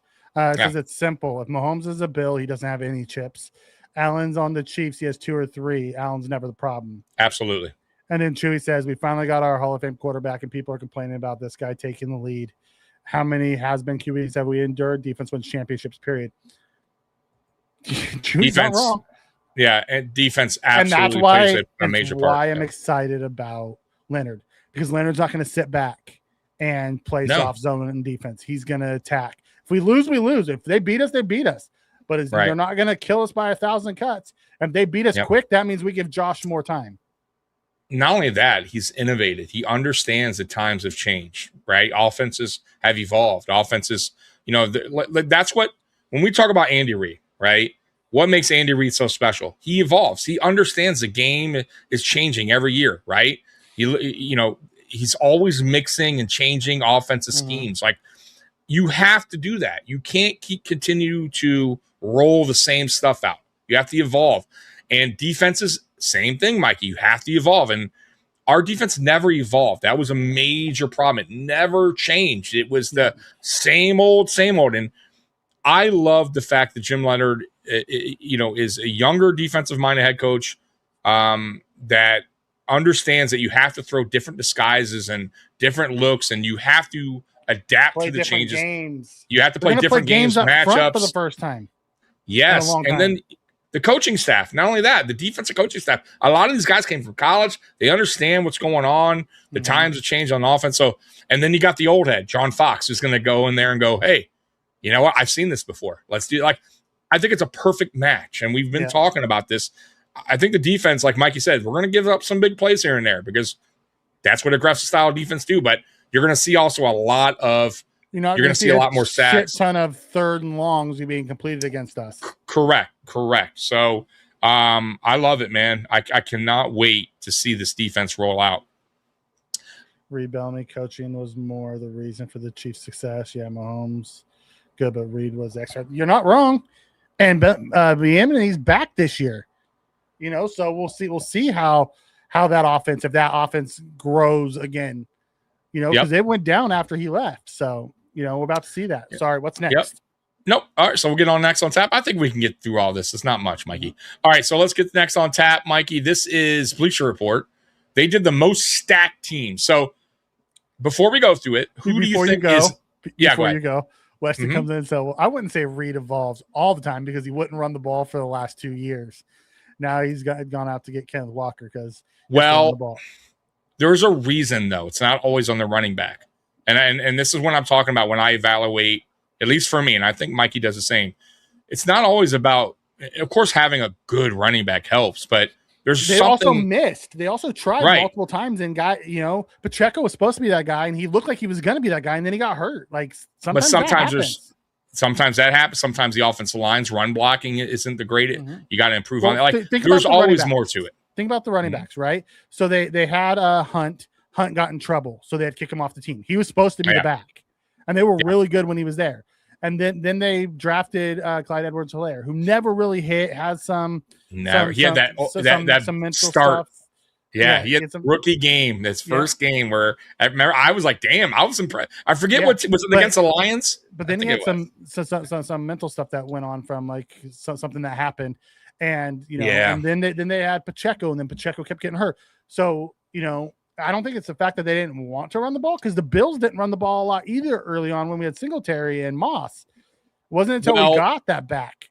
We also didn't have the greatest offensive line run blocking. And the last few years, I wouldn't say the Chiefs have an elite offensive line either. That's what I'm trying to say. So there's always a little bit more to it than just having it. Like the only running back I know, well, I'm sure there's a couple that could work with a bad offensive line is Barry Sanders, right? There's no Barry Sanders in the NFL, right? Where you could have an atrocious offensive line still pick up some good yards. So you still got to have that offensive line. I'm not saying your offensive line's bad or run blocking, but I'm sure it played a part of it as well. So I bet you they'll have a better run game this year with Walker, but they also have built their offensive line up. I like what they're doing on the offensive line. I don't like it from a fan perspective, but respect it from a how you build your team perspective. And Buffalo the Truther, you said, I'm excited. It's that killer edge, killer instinct that McDermott never seemed to have. Both Brady and Leonard seem to have that. So I'll be excited once we see it actually in live action. Yeah. I'm all for it, man. I cannot wait for these guys to get out there. Yeah, have a good night, brother. All right. So let's get into the next one. Yep. Yeah, let's get into the next one. All right, so this is the most stacked team. So I want your opinion. So one, who's going to be one on this list? Who do you think? And then two, where do you think the Bills land on this team? list? My guess is the Rams. Number one, okay. Yeah, I imagine they're probably considered the most stacked team. I would think so. I think the Eagles are going to be up there. Name your top five. How about that? Let's do that. And then, so I think it's going to be the Rams. It's going to be the Eagles. I'm trying to think who's like super stacked. Yeah, I think they're gonna have the Seahawks in there. Okay, I don't think so. I don't think the Seahawks are stacked. But I think they're gonna have them in there. Okay. So this is. I haven't looked at this, by the way. I don't have no idea. I think they're gonna have the Broncos in there because they love the fucking Broncos. Ooh, yeah. And then don't be surprised if they have the Ravens still, because the Ravens are still really freaking I would stacked. say yes, the Ravens will be there on paper, but this goes to show you once again on paper you got to still go out there and play the game. So those are my five. I would say where does the Bills land? I think the Bills land probably around 12. So top 15. We'll say to say. So I'll go. God, that is so tough. I'm with you on everyone that you just said on the top five. I'll agree with that. Yeah, don't forget but the Texans are stacked on defense, but not on offense. No, not offensively. No. I don't think so. I just don't think the Seahawks should be worthy of top 5, though. It's the only thing. But I got to think of what other teams are out there off the top of my dome that could climb over the Seahawks in the top 5. Bills number 4. Ooh, you have them in top 5? I just don't see it. I would say the Bills are top I think 10. top 10. Yeah. I'm going to You go ask me where I think they land. I think Okay. they land Yeah, in where the they top- land on the top list. 12. So, okay, so where do they land on the Where list? and Where do I you put think? them? I think they're top 10. I think they're going to Okay. land outside the top 10. I'm with you. I think they're in the. I think they are top the 10. Lions, the but they'll land Lions top defense 15. is get out of here, Weston. Steelers, stop it. Weston has been smoking crack, by the way. Stop it. I have no idea what's going Lions on with and Weston Steelers. The lately. Lions defense is atrocious. Weston on Discord, Mikey. Get Just put it outta this way. here. Glad you're not on Discord because this dude Get is outta here. like this dude, Weston. That you would is- think that is you wild. would hey, Mikey, you would think Weston is the biggest diehard Rams fan if you were But on he our has the Discord. Texans at 1. That's the thing. if it was rookie year CJ, you might say okay, the Texans. But since CJ's rookie year, yikes. No thanks. I think last year, I think really messed up Weston's head. I think whatever look happened. at that. Look at the list. I think whatever happened last year to the Chiefs has really affected our buddy Weston. It's really hurt him. Oh, 49ers and Vikings are my sleeper teams. Jags are going underrated. Yeah, I'm with you. You know, the problem with the 49ers is they're just so old. They're so Oh my god. They are. they're elite, but they're old. They only have a couple years. Somebody said Weston's hanging out with Alex Brasky too much. Yikes. All right, let's get to the list. Here All we right. go. Most stacked teams. Who's 32nd? Who's the worst? Who's the Dolphins? I'm going to go Dolphins. Could be the Cardinals, though. The worst? But I'll go Dolphins. Yeah. I think they're going to say the Cardinals. Cardinals. And then Weston said, "You want me?" Okay, in a few minutes. Oh, he must have seen this thing. He said, "You want me saying?" Oh, the list. Yeah, you probably cheated, Weston, knowing you, bandwagon fan. That's crazy. If they like, people are still rating CJ as rookie year CJ. Oh, so they're only doing top 10. Okay, so here we go. Buffalo's Number 10, right off the riff. Number 10 is the Buffalo Bills. So you know what? I'm okay with that. Like I am. But let's see who's 9, 8, 7, 6, 5, 4, 3, 2, 1. All right, here we go. And I'm going to say that's fair. Number 9, the 49ers are not in the top 5, according to Bleacher Report. Okay. Number 8, the Seattle Seahawks. See, I don't agree. I think the 49ers they have more talent, but okay. 49ers are very, very old though, and very injured. You are right. That may play into part. You're right. 7, the Broncos. Okay. 6 is Baltimore. So we kind of curious who the top 5 is. Okay, so here we go. Top 5, according to Bleacher Report. Pittsburgh Steelers. Yeah, you Get the cheated, fuck out Weston. of here with this. And shit. that is, I don't believe that. That's craziness. That's Bleacher Report. I think Weston wrote this article. I think he got Get the hired by fuck Bleacher outta Report. here. Weston, just tell us the truth. Nope. Weston is working for Bleacher Report now. The Giants and the NFC are my sleeper. And the Oh NFC my is Giants. god. Yeah, that's insanity. All right, number 4 is the Lions. Well, yeah, it's the 1 through 5 that he said. So let's keep going down. Yeah. Number 3 is the Eagles. Number 2 is the Rams. Number 1's gonna be the Texans, which is crazy. People are ranking CJ. Are you as, insane? Yeah, that's insanity. as rookie year CJ. I'm sorry, no. I see. People are like, well, Tank Dell's back. We have no idea what Tank Dell's going to look like after missing 2 years of football. No idea. Yeah, no idea. He's definitely. I highly doubt he's the same player. I'm not saying he won't be a good player, but and not only that, even if he is, I've seen enough CJ Stroud now over the last 2 years to know he is who he is at this point. I don't see a sudden change in CJ Stroud this upcoming season. I don't. I feel like he is their downfall for that great defense, and that sucks. If you're a Texans fan, that hurts. That stinks. Ooh. I have the Bills, Cincinnati in the AFC Championship game. That's saying that Joe Burrow can stay healthy. Eagles versus the Rams. Bills versus the Eagles Super Bowl. Bills win 30-27. It's a good Super Bowl. Okay. Absolutely. All right, let's get to the next thing. It's the did you read? I think you said you saw this, right?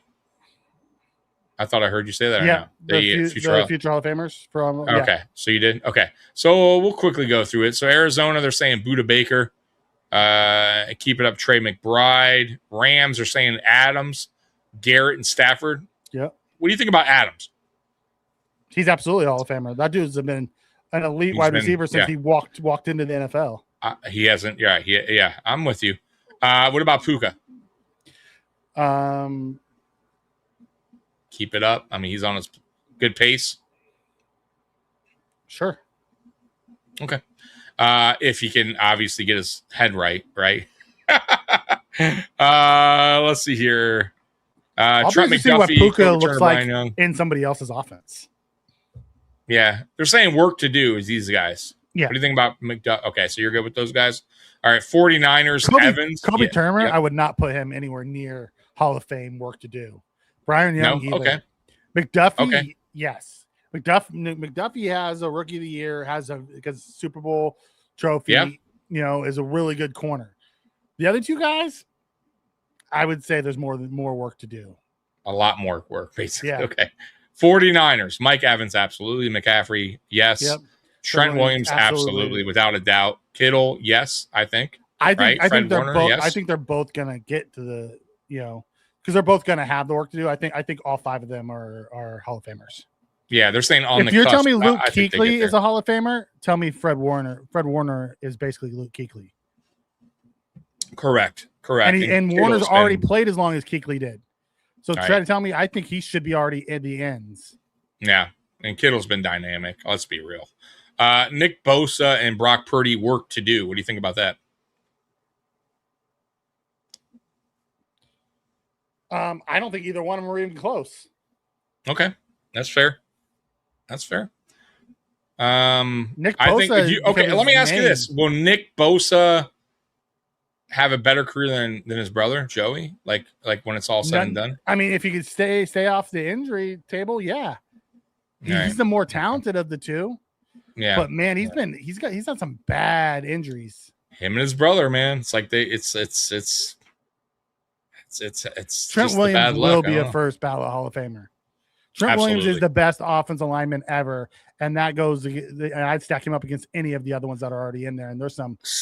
With Jason Peters. I mean, he's going to. And I think Trent Williams is better than Jason Peters was.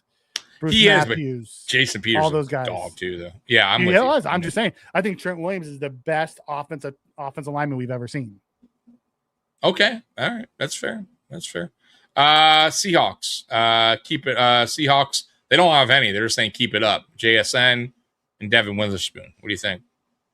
They don't have anybody that they're just putting on early, but yeah, if they keep up doing what they're doing, okay, for another 10 work years. to do. There's the work to do, guys. Missing out, Cooper Kupp. What do you think about Cooper? That's interesting. I think Cooper is the one, if he keeps it up, has a shot. Same with Leonard Williams. I'd put those over the other dudes. I would too. Cooper How do you Kupp put a second-year guy on this list? I'm sorry, but get the fuck out. I'm with you. Shit. And Cooper Kupp early on, like with the Rams, was dynamic. He was Puka. Yeah, he was dynamic. Atlanta, they're just saying keep it up for Bijan. They don't have anyone in there right now. Yeah. Work to do. Lindstrom, London, and Pitts. Any of these guys you disagree with so far for work to do? Pitts last year was the first year Pitts ever did anything. I know. Finally, you want to put Lindstrom there? Fine, I'm with that. That guy's a really good guard. But these other two, way too early. Way too early. Okay. Nick Bosa's already had a better career. Panthers, they got work to do. They don't even have anybody. Derek Brown and Horn and McMillan. They'd even put Panthers.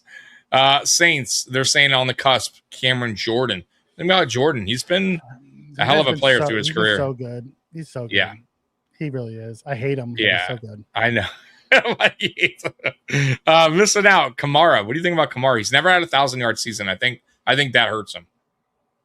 You know, Leonard isn't even close to Hall of Famer. Not yet, but he has a chance. yeah. What do you think about Kamara? I don't think he gets in No. because of the 1,000 yards. No.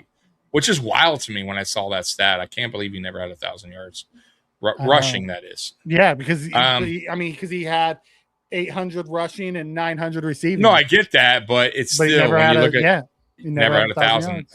That hurts him. All right, so Tampa Bay, Tristan Wirfs, keep it up. What do you think about that?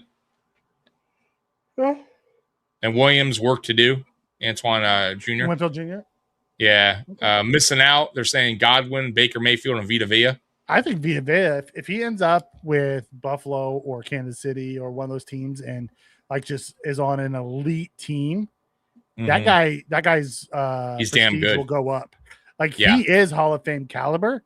And hasn't been on a great team to be showcased. What is going on with him? Do you have any have you been staying on top of that? Yeah, so the Broncos or the Bucks are saying that they're not going to trade him right now. Okay. Yeah, But Baker Mayfield and him are both bashing him in the media. Bashing who? The Bucks? Yeah. Okay, so that's not good. They got to figure that one out. You don't want your quarterback and your defensive captain and both stars on both sides of the field, on both other sides on the field. They're ripping them right now. Yeah. Bears, keep it up, Joe Tunney. Work to do, Jalen Johnson, Loveland, Caleb, Darnell Wright. Caleb, get that off my screen. Yeah, got a long way to go. Lions, it's a good list here. St. Brown, keep it up. Gibbs, keep it up. Hutchinson, keep it up. And Sewell. I think Sewell. Well, Gibbs hasn't even been a featured back yet. So let's. Yeah. He's damn good though. You want to put Brown, Hutchinson, and Sewell there? Fine. I'd be putting Gibbs in work to do because he hasn't even been a featured back yet. Like let's pump the brakes. Yeah. I mean, he is impressive to watch though. We'll see what happens. I'm very curious what he does this year. But he got paid, so we'll see. Yeah, and he's going to be the featured guy. Correct. And you know what that means. They're going to give him more carries. All right. So let's see, which means more punishment. How that works out for him.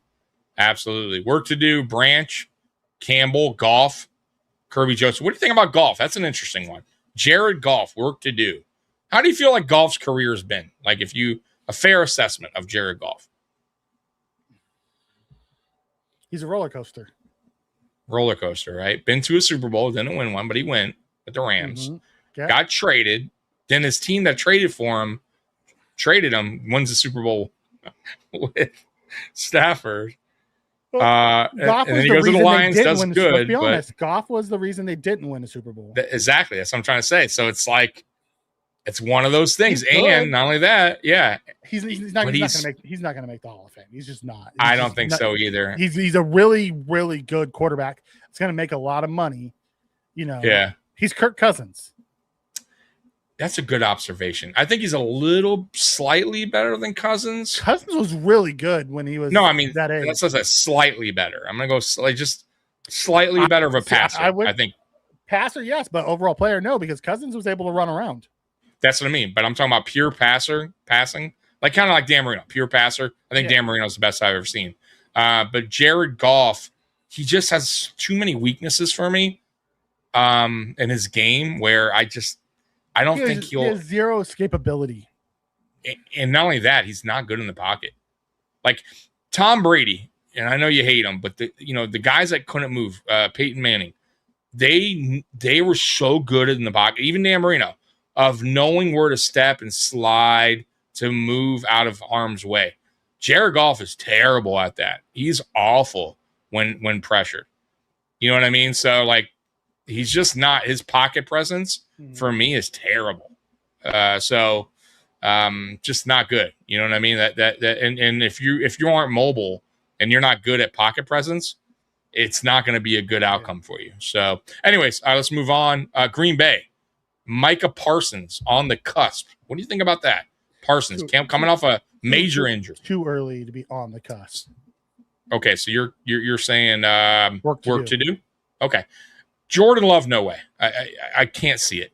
What about Kraft? Same with Kraft. Too early. Yeah, I'm with you. McKinney, they're saying missing out. Is going to be McKinney missing out. Minnesota, Justin Jefferson on the cusp. Fair? Yeah. That guy's the numbers he's put up is flat out amazing. You're right. Even last year. Yeah, I don't see Harrison Smith making it either. Yep. I'm with you on that. Cowboys, Tyler Smith, keep it up. Bo Nix. And then here's the work to do. Booker, Lamb, Pickens, Prescott, Quinnen Williams. Any of those that you think should be on the cusp, maybe? Or keep it up? Work to do. Dak's Lamb should be keep it up. Good.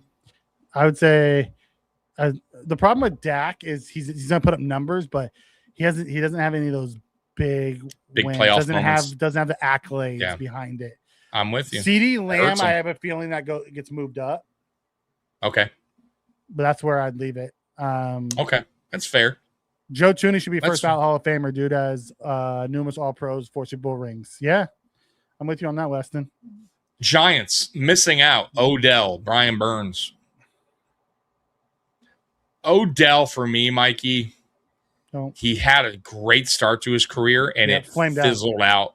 So it fizzled out quickly. I would say keep it up for Brian Burns. That dude has been an elite sack artist. Yeah, I'm with you. I'm with you on that one. Eagles in Lane Johnson. Yeah, Lane Johnson's in it. That guy's one of the best. Oh, Jarek's in the building? Ever. No, J Ham. Oh, what up, J Ham? He's probably the best guard of his era. Yeah. Lane Johnson, I would say he's in. Okay. All right. Next one up. I'm sorry. Keep it up. Hurts and Mitchell. What do you think about Hurts?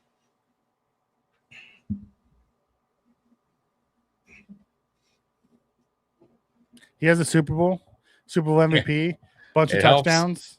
Helps. Yeah. Okay. Hurts is such a. I don't know what to think about him.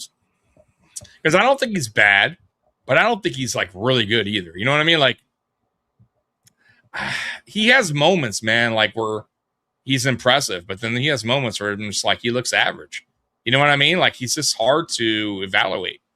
It's kind of like Kyle Murray for me. You know, now he's better than Murray, but Murray has moments, Mikey, where it's impressive. And then he has moments where it's just like, what the fuck are you watching? The difference between the two is Jalen has the rushing touchdowns. Well, I'll say this, though.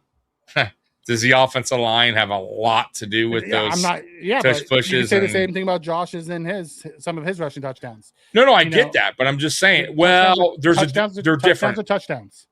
No, I know that, but I haven't dived into the stats or anything, but if you look at the touchdown probably rushing on average, like yard wise, I think Allen has first speed on that department. Yes, he does. But at the end of the day, those 1 yard touchdowns are 1 yard touchdowns. Yeah, they're a touchdown. He has the touchdowns.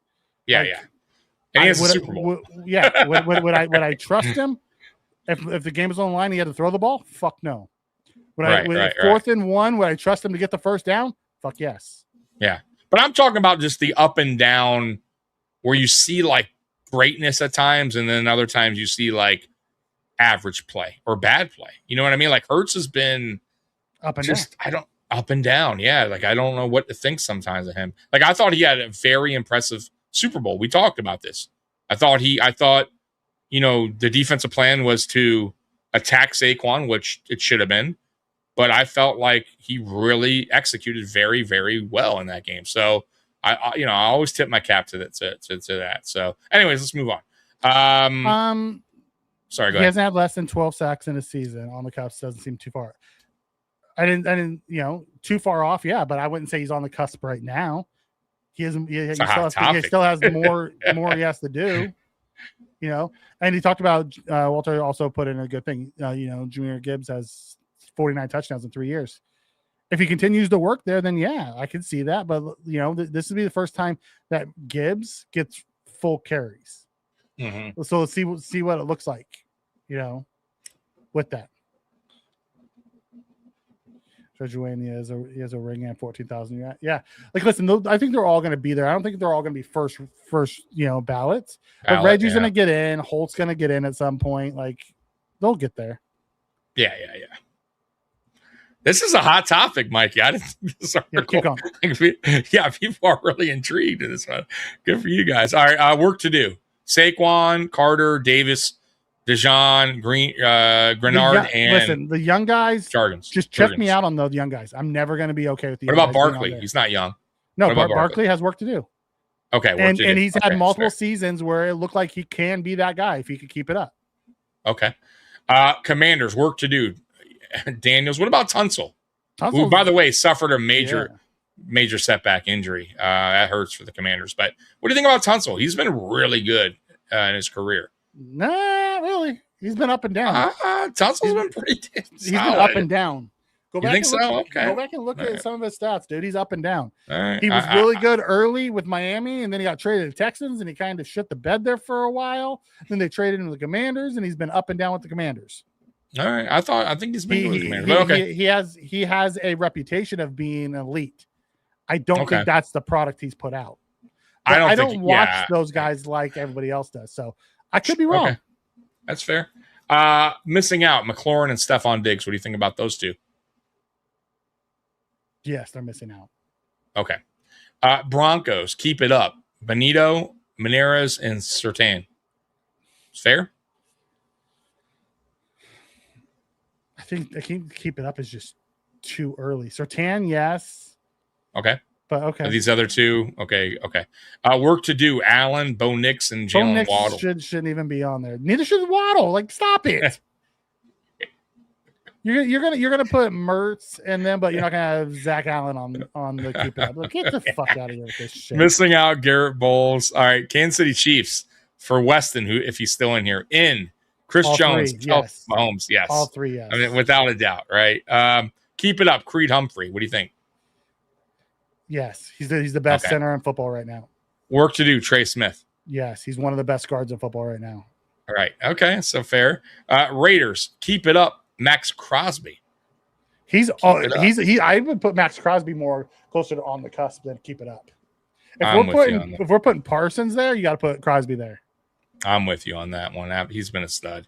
Work to do, Bowers and Linderbaum. Stop it. Nope. Stop it. Okay. Missing out Kirk Cousins. They're saying Bowers. Bowers hasn't even played one full season yet. He's been hurt both years. I'm with you. What the fuck are we talking about? Missing out Kirk. I'm with you. Okay. Chargers in Khalil Mack. What do you think? Yes. In. Yes. Okay. That guy was work to do. Alt, Herbert, and Slater. Work to do. I think all of them. Herbert work to do. Alt and Slater. Absolutely. Alt's going into year 2 when he was hurt in year 1, and Slater's been nothing but hurt since he's got there. So what the fuck are we talking about? And it says it right here too. Need to stay healthy. Yeah. All right. I'm missing out Derwin James. You want to put Derwin James up top? I would put that before I put the two linemen who haven't been in the league very long. Like, get out of here. Right.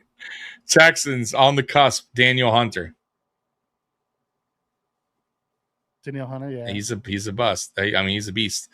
Keep it up. Will Anderson, Stingley. Those two belong there on keep it up. Yeah, I'm with you. Two young guys who were dominated. Work to do. Bullock, Collins, Stroud, and nope. Last none of those 4 should even be on work to do yet. I think they're on missing out. Colts, Nelson in. Yes. All right. He's had numerous years. Work to do. Sauce, nope. Latu, Taylor, and Tyler Warren. Nope. Taylor, yes. Taylor, yes. He's the only one. Okay. Mikey gets so. Mikey gets so. Buckner belongs over those other yahoos up top. Sauce Gardner is the most overrated corner that's ever been. He was good year 1. Since then, he's been hot crap. I love doing these articles with you because you get so worked up. I love it, man. Buckner. Now, don't get me wrong. Sauce Gardner's 1,000 times better athlete than I'll ever be, but like he's. I wouldn't say that. Whoa, dude! 1,000 times better, dude. You are 1,000,000 times better. Did anyone ever see the video of Mikey playing soft? Don't put yourself down Stop like that. that. You were hitting Stop home runs that. like Babe Stop Ruth that. of softball over Stop here. that. I'm trying to give you credit. Stop it. Mikey calls his own shots, by the way. I'm trying to be honest. He doesn't. Yeah, he doesn't want to boast. That's cool. He is not the Sauce Gardner of his rookie year at all, and he hasn't been for a few years now. So we need to pump the brakes on. It's name recognition right now for him. Get the hell out of here. I'm not pumping the brakes on the Babe Ruth of softball, Mikey from California. That you deserve to be in the softball Hall of Fame. Mikey plays left bench. That's all I'm saying. All right, like Carl's Nix was awesome. Ruben Brown's awesome. Probably won't get in. Oh my God! All right, let's get to the next one. Jaguars. Hey, Josh Hines Allen. Work to do. By the way, Trevor Lawrence. You know it's a good take when Walter agrees with me, because me and Walter don't always agree. But if we agree on something, that says something. Oh my God. Josh Hines Allen, work to do. Yeah. Trevor Lawrence. Like, come on. Trevor Lawrence had his first decent season last year, and you're talking about work to do. Come on. No, come on. Yeah, you got it. Right. You got to put him in. I love Trevor, and I think he has a chance to get there, but he should be on missing out right now. Let him have another good year. Yeah. Titans, keep it up. Jeffrey Simmons.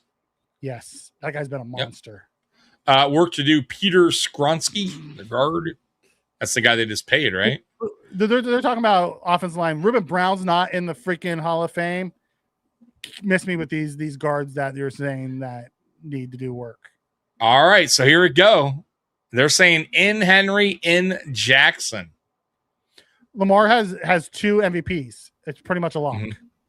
And Derrick Henry's been an absolute and he's gonna still do things. Yeah. And Derrick Henry's still Derrick Henry's a lock. Lamar's a 2-time MVP, owns rushing records for quarterbacks. Like Lamar's in. Yeah, keep it up. Kyle Hamilton, Roquan Smith. Oh, this is a great one. Sauce Gardner is Kyrie Lynn with all the propaganda. He's terrible.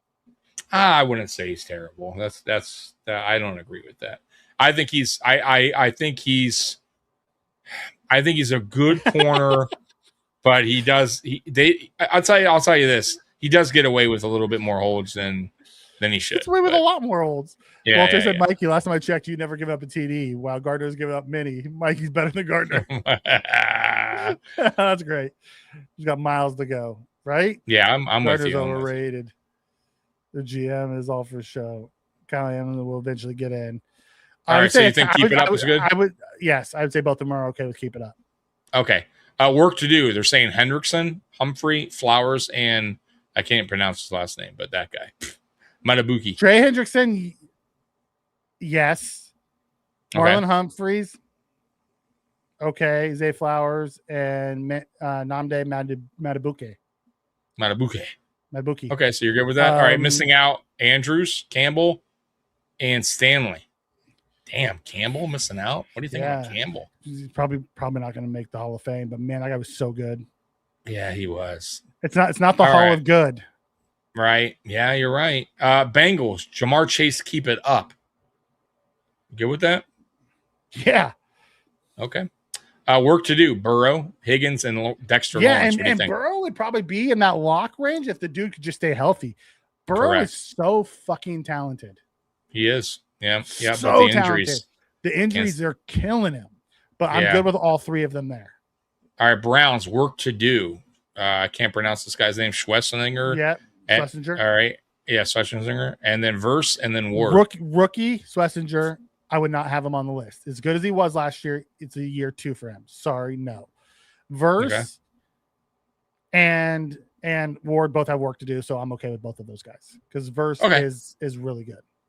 All right, Steelers in. They're saying Rodgers and TJ Watt. Absolutely. Okay, and then on the cusp, Hayward and Ramsey. Ramsey, not a chance. I don't Hayward, think so. yes. I'm with you. Yeah. Even though I hate Hayward, but so do I. I hate him like I hate Jordan. Right. All right. Next one. Work to do. Fontu, Frazier, Metcalf, and Porter. You agree with that? Porter, no. Frazier, no. Fontu, no. Metcalf, yes. I'm with you. Those other guys are just too new. Like they haven't. Like when you think of those guys at the position, like when you think of their positions, does Porter Jr. come to mind when you think of corners? No. And he's good. I like him. What about He's not Frazier terrible, or Fatu? Do those guys Right. think of when you think of center? No. But when you think of wide receiver, DK Metcalf comes to mind. Yeah. Bills in Allen. Yes. Agree? Okay. Work to do. Spencer Brown and James Cook. Should anyone else be on this list? Just curious. Where's Deion Dawkins? Right. Who else? Would you put anybody else, even in, on the cusp or no work to do or not making it? Like, is there a good player that's just not, you know what I mean? Because there's different categories here. So no, I would because Micah and Jordan are both gone. They're not there. True. Otherwise, I would have probably had them there. Spencer, I would put Dion on here, and that's probably the only other guy I'd put on here. I think that's fair. Yeah, that's fair. Okay, but so I would that's put fair. Dion not at work to do. I put Dion at keep it up. Keep it up. I'm with Dion's you. been really good for a really long time. He's been reliable too. Yeah, I'm with you. All right, next one. Dolphins, work to do. A-Chain. That's it. That's all I got for the Dolphins. As a formality, but we know he's going. Allen is a lock. The MVP put him a lock. He's the leader in touchdowns and all kinds of other stuff. Like, and I don't see him slowing down either. He has all the accolades. He's like, if he quit playing today, he would get in based off of all the accolades he's already put together. Correct, and the records and all that, but he's not even close to being none. And I think he's just going to keep building. So I putting him as a lock is fine with me. Okay. What about A-Chain, work to do for the Dolphins? Yes. Fair? Okay. That is fair. Yeah. Patriots, keep it up. Gonzalez and May. Get May off and keep it up. He's had one decent year who crumbled in the playoffs. Like, stop it. Yeah. Gonzalez is a stud. Yeah, dude. Yes. I'm with he's legit. And by the way, I didn't even know this, but Bill Belichick, of course, drafted him. Of course. Like, Gonzalez, Bill Belichick knows his defense pretty well. So, anyways, next up, work to do, AJ Brown. What about work to do, AJ? Fair? Yes, fair. Okay. Jets, Garrett Wilson. Work to do. I might even flip Drake and AJ. You're right. You're right. Yeah, I'm with you. AJ Brown's been more successful throughout his career, and he's been successful at both stops. Won a Super Bowl. Yeah, I'm with you. Jets, Garrett Wilson. Work to do. Yeah, it's fair. He's a hell of a receiver. The problem is he missing didn't out, have a quarterback worth of shit, which is killing him. Yep, Davis missing out, and that's it, man. We went through that list, so pretty cool. There were some that Mikey disagreed on. We're 2 hours in. I think we can save the rest for. Yeah, Matt Ryan's not Fridays. Josh Allen though, Weston. Matt Ryan doesn't hold records. Yep. Matt Ryan went to the Super Bowl. Josh Allen hasn't. Yeah, well, you know what? We have two things, and it's quick, Mikey. Can you last two more segments? Real quick? Yeah, they're quick. All right, so let's do this. Let's and this is we'll fly through this. Trust me. Ranking the 10 most interesting recent NFL contract extensions, Mikey. So let me know if you agree with the rankings, and we'll get out of here. Number 1, Brian O'Neill, offensive tackle, Minnesota, extension, 4 years, $96 million. It's number 1 according to ESPN of the 10 most interesting. Paying a offensive lineman is never a bad thing. Okay. I don't know that much about him, so. Yeah, I don't either, but they have him one. And mind you, these are starting with offensive linemen. Darnell Wright. Chicago Bears, 4 years, I don't know much 116. about him. Like, I know he got drafted and he wasn't good his first year, and then, okay. Interesting. They got Bijan at 3. What do you think about Bijan at 3? I think they got a steal for Bijan. Yeah, he's at a hell of a player, $22 million. Though. Yeah. Number 4, Olave, 4 years, 120. Now, here's my problem with Olave, and I like him. He's a hell of a player, but man, his injury history is. Yep. He's elite when he's on the field. It's just, is he going to be on the right? field? That's the head scratcher with the that's a big contract. Gibbs, 3 years, 67. If he continues to be what he's been, that's a fucking steal because that guy is a touchdown machine. I'm with you. Zay Flowers, that's 6. Whoa, way over. A lot of money. Way I love overpaid. Zay, and he's a really good wide receiver. I'm not paying him $35 million. Yeah, it's wild. He's just he misses a lot of football as well. So I don't know. Jonathan Taylor, 2 years, 44. What do you Ooh, think I about like that, Jeffrey. He says, "Yo, what up? I think we're gonna go 12-5 this year." Yeah, yeah. It's in 12 wins. Is it for that schedule? I'll take it. I still think we can do better, and I think we will. But Taylor, 2 years, 44, coming at 7. Carter, 4 years, 1. What do you think about Carter's contract? Big contract, 152. I love it. That guy's a monster, but that's a lot of fucking money for a guy that already you have having motivation problems. Yeah. You're gambling. Then you got talent wise, worth every fucking penny. But what about Denzel Ward? That 2 guy's years, just 62. so good. Yeah, that guy's so good. He's an elite corner. Last one is a guard, 4 years, 96. Yeah, this is the guy that I thought, that was up against Torrance. Like, I think Torrance is better than him. So I was worried that that's we were going to go over that. So Torrance, but as you see though, the majority of these players are offensive linemen. That's the trend. You got to keep them in house. That's why I don't hate the Osiris Torrance signing. All right, last one, and we'll get out of here because Mikey has to. Matt Ryan has an NFL record set for fastest passing yards for 10 to 14, the most 15 years, and over 6,000 passing yards, tied with Russell Wilson with the most wins through. And I don't think Russell Wilson's a Hall of Famer either. Russell Wilson, that's an interesting player. He had a great start to his career. He also had a team that was unbelievable on defense, which helped a lot. But I don't know what to think about Russell. Was Matt Ryan ever considered a top 3 quarterback? Got to a Super Bowl, didn't win one. Should have. Mm-hmm. But let's be honest, Super Bowls are team accomplishments, not quarterback. No, I agree. I know, but I'm just they always add stuff like that in. So I'm just kind of adding, what they're looking for was as he well. Ever considered a top 3 quarterback during his time? I would say no. I would say he was a borderline. I would say he sure, also for sure had top 10. Megatron, just like Stafford did with Julio.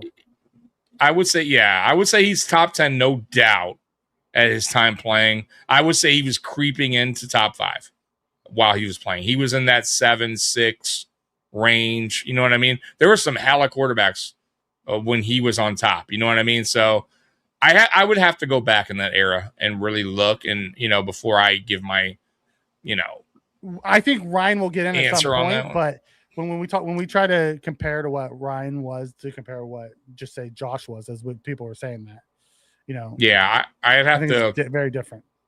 I'll be honest with you. I also haven't dived into Matt Ryan's career. Maybe when I do, I'll have a different of opinion about where I feel he lands. But I do think I'm with Mikey though. I think he does eventually get in. I don't know about first ballot though. No, he's not a first ballot Hall of Famer. I'm sorry. Yeah. He's not. Stand your point, Weston, but Matt Ryan will have a good case for getting in. But nobody thinks Ryan's better than Allen Lamar. Yeah. Also, no one thinks that Allen or Lamar are going to fall off anytime soon. Mm-hmm. Manning, Brady, Rodgers, Breeze, top 5. Wilson, top guys, and Wilson is a borderline for me. Yeah, me too. That's another one I gotta dive put Big Ben over Wilson. And if you want to go, and then Stafford and Rivers are guys who were better than Wilson and Ryan. Like, I would rather have both of those guys over those two. Yeah. From a talent.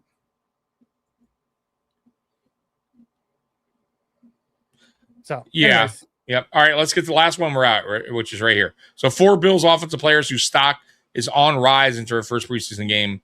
Here we go. So 4 players on the rise, Mikey, and tell me if you agree or disagree. Josh Palmer has had a good camp so far. I'm not a fan of him, but from everything I've heard and clips, he is having a good camp. What do you think so far? Have you watched any film on him or clips? Or I think he's having a really good camp so far. Okay. He's been healthy and he's been making plays. Yeah. Like he's battling Keon right now for the other outside spot. Mm-hmm. You know, and he's sitting in wide receiver 3-4, which really pushes them down probably to target, 6 or 7, because let's be honest, it's the top 4 targets in the Bills offense this year should be Moore, Kincaid, Shakir, and Cook. Those should be your top 4 targets. Yeah. Yeah. And then you add in the Palmers and the Knoxes and the Keons and all those guys. Right. But the top 4 should be those 4 guys. I'm with you. Jackson Hall's coming in number 2 on this He's list. having a really good camp. They're saying that his receiving's better than people thought. Yeah. Yeah. And I kind of saw that last year. He was, I mean, if the dude could get better at receiving, watch out. You know what I mean? All right, number 3, they got Osiris Torrance. Torrance is player having to a look good camp. out for. Yep. And then the last one is the fullback, Ben Van Simeren. I haven't heard anything about that. Have you heard much about him? I guess he's having a good camp. This guy, Van Simeren. I don't know anything about him. Yeah. So, but hey, I'm glad. Good to hear, because we need a good replacement for Reggie Gilliam. So that's it. That's all I got on tap for tonight, man. We made it through the night, even with the power outage that I had. Yeah. There. Mikey held down the fort. I will tell you that Hall of Fame thing popped off the chat. It did, man. The chat was you know what? It's the second time we've talked Hall of Fame talk where it was a big topic. Remember, the first time was Eli Manning, and we were on here for a minute, boy, on Eli Manning. Eli and Russell Wilson. Yeah. It was a hot topic that night. So, hey, man, we go where you guys want to take us, man. Hall of Fame conversations is a hot topic. It really is. Oh my God. All right, Mikey. So we will return, guys, on Friday at 9. Mikey is back. So once again, the show starts at 9, or the stream starts at 9 instead of 8. And Mikey may or may not be here for the watch party week 1 preseason. But I will be here for sure. Mikey says we'll be 2, but I'll be here for week 1 and week 2. So look out for that. Week 1 and week 2 are the home ones, right? Because I think Josh is going to play in the home one. Week 1 is the home. Week 2 is on the road. Week 3 is so I think Josh plays on the road then. Yeah. Usually Josh plays in week 2. I just wanted to do it because it'll be the first game I could stream at a home game. It'll be really it should be pretty cool. So I hope you guys are there. And I'll pop in if I can. No problem. So so Mikey will return Friday Night Lights. He's back, baby. At 9:00 Saturday, I'll be here for sure for the pregame and the whole game for preseason. I'll probably start the streaming around 12:00, guys. The game starts at 1. So that's way more my view on Eli. I think he's a Hall of Fame. Man, he's going. I don't know if Weston's just trolling me tonight or what. Watch out. He seems to do that. But I do think Eli gets in eventually. He deserves it. I think he'll get in too, but I don't think he deserves it. Yeah, Mikey's just against Eli. Anyway, I just speak the truth. Like, I look at his numbers. He's a mid-tier quarterback who has the last name of legendaries and beat Tom Brady twice in the Super Bowl. His team did. So at the end of the day, listen, we're not. I need to get off so I can go eat some dinner. I know. Oh, this will take me down a rabbit hole. Hey, we'll be here another hour talking about Eli Manning. All right. Anyways, guys, we're out of here. I'll see you guys Friday at 9:00. We love you, Bills Mafia, and as always, go Bills. We're out of here. Peace.